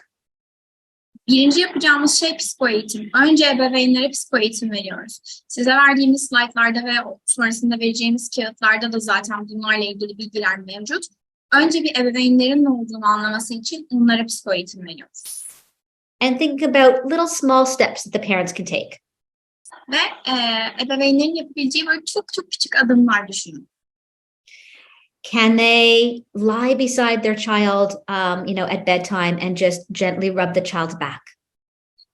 Mesela uyku saatinde çocuğun böyle yanına yatıp böyle sakin sakin çocuğun sırtını okşayabilirler mi? Can they learn reflective listening skills? yansıtarak dinlemeyi öğrenebilirler mi bu beceriyi? Giving them some language of what to say, how to respond to their children's own trauma. Onlara birazcık çocuklarının travmalarıyla ilgili nasıl konuşacaklarını, sorularına nasıl cevap vereceklerine dair birazcık bilgi vermek. So sometimes just making a validating statement like, I know this is really, really hard. Yani bazen sadece bunu onaylayan bir söz olarak kullanmak bile çok iyidir. Mesela bunun çok çok zor olduğunu biliyorum gibi bir yardım. Okay. Third question. We know that some of the play sets were sent to children in earthquake areas. Some experts have stated that toys such as cranes, trucks, and buckets should not be selected because of causing trauma. I would like to learn your opinion about this. Şimdi buradaki soruda diyor ki, biliyoruz ki çocuklara bazı oyuncaklar gönderildi ve bu oyuncakların içinde de ne denir ona? Kamyonlar, ondan sonra kovalar falan filan bu tarz şeyler var. Şimdi bunlar çocuklar için tekrar travmatize edici olabilir mi? Bu konuda ne düşünüyorsun? There's different opinions about that. You can ask 5 different play therapists and they may have 5 different opinions. Şimdi burada 5 farklı terapiste sorsanız 5 farklı cevap verebilir. There's one school of thought that we wouldn't necessarily provide those toys because it might be triggering, and we should provide a range of materials and children will sort of create their own when they're ready. Şimdi bazı terapistler bir grup diyecek ki hayır bunları koymamalıyız, oyuncakların arasına tetikleyici olur. Biz onlara çeşitli oyuncaklar vermeliyiz. Çocuklar kendi dünyalarını kendileri kurmalı. There's another school of thought that says that we should provide a range of different materials that will help the child play out their trauma, including cranes, building blocks that can fall and fall on top of dolls and figurines. Bir grup terapist de diyecek ki, biz aksine çok çeşitli oyuncaklar ve bu oyuncakların da dahil olduğu oyuncakları vermeliyiz. Hatta böyle parçalanabilen Lego gibi binalar, küçük figürlerin üzerine düşebilecek falan onları da koymalıyız der. And in that school of thought, or really in both school of thoughts, really, children will play out when they're ready. They sort of non-directive play therapy is its own form of gradual exposure. As children are ready, they will play out what they need to play out with whatever materials they have around them. Yani iki durumda da aslında çocuklar hazır hissettiğinde oynayacaklar. Her iki düşünce yapısında da, her iki fikirde de sonuçta çocuğun önünde oyuncaklar var ve hazır hissettiğinde kendi travmasını oyuncaklar üzerinden anlatacak.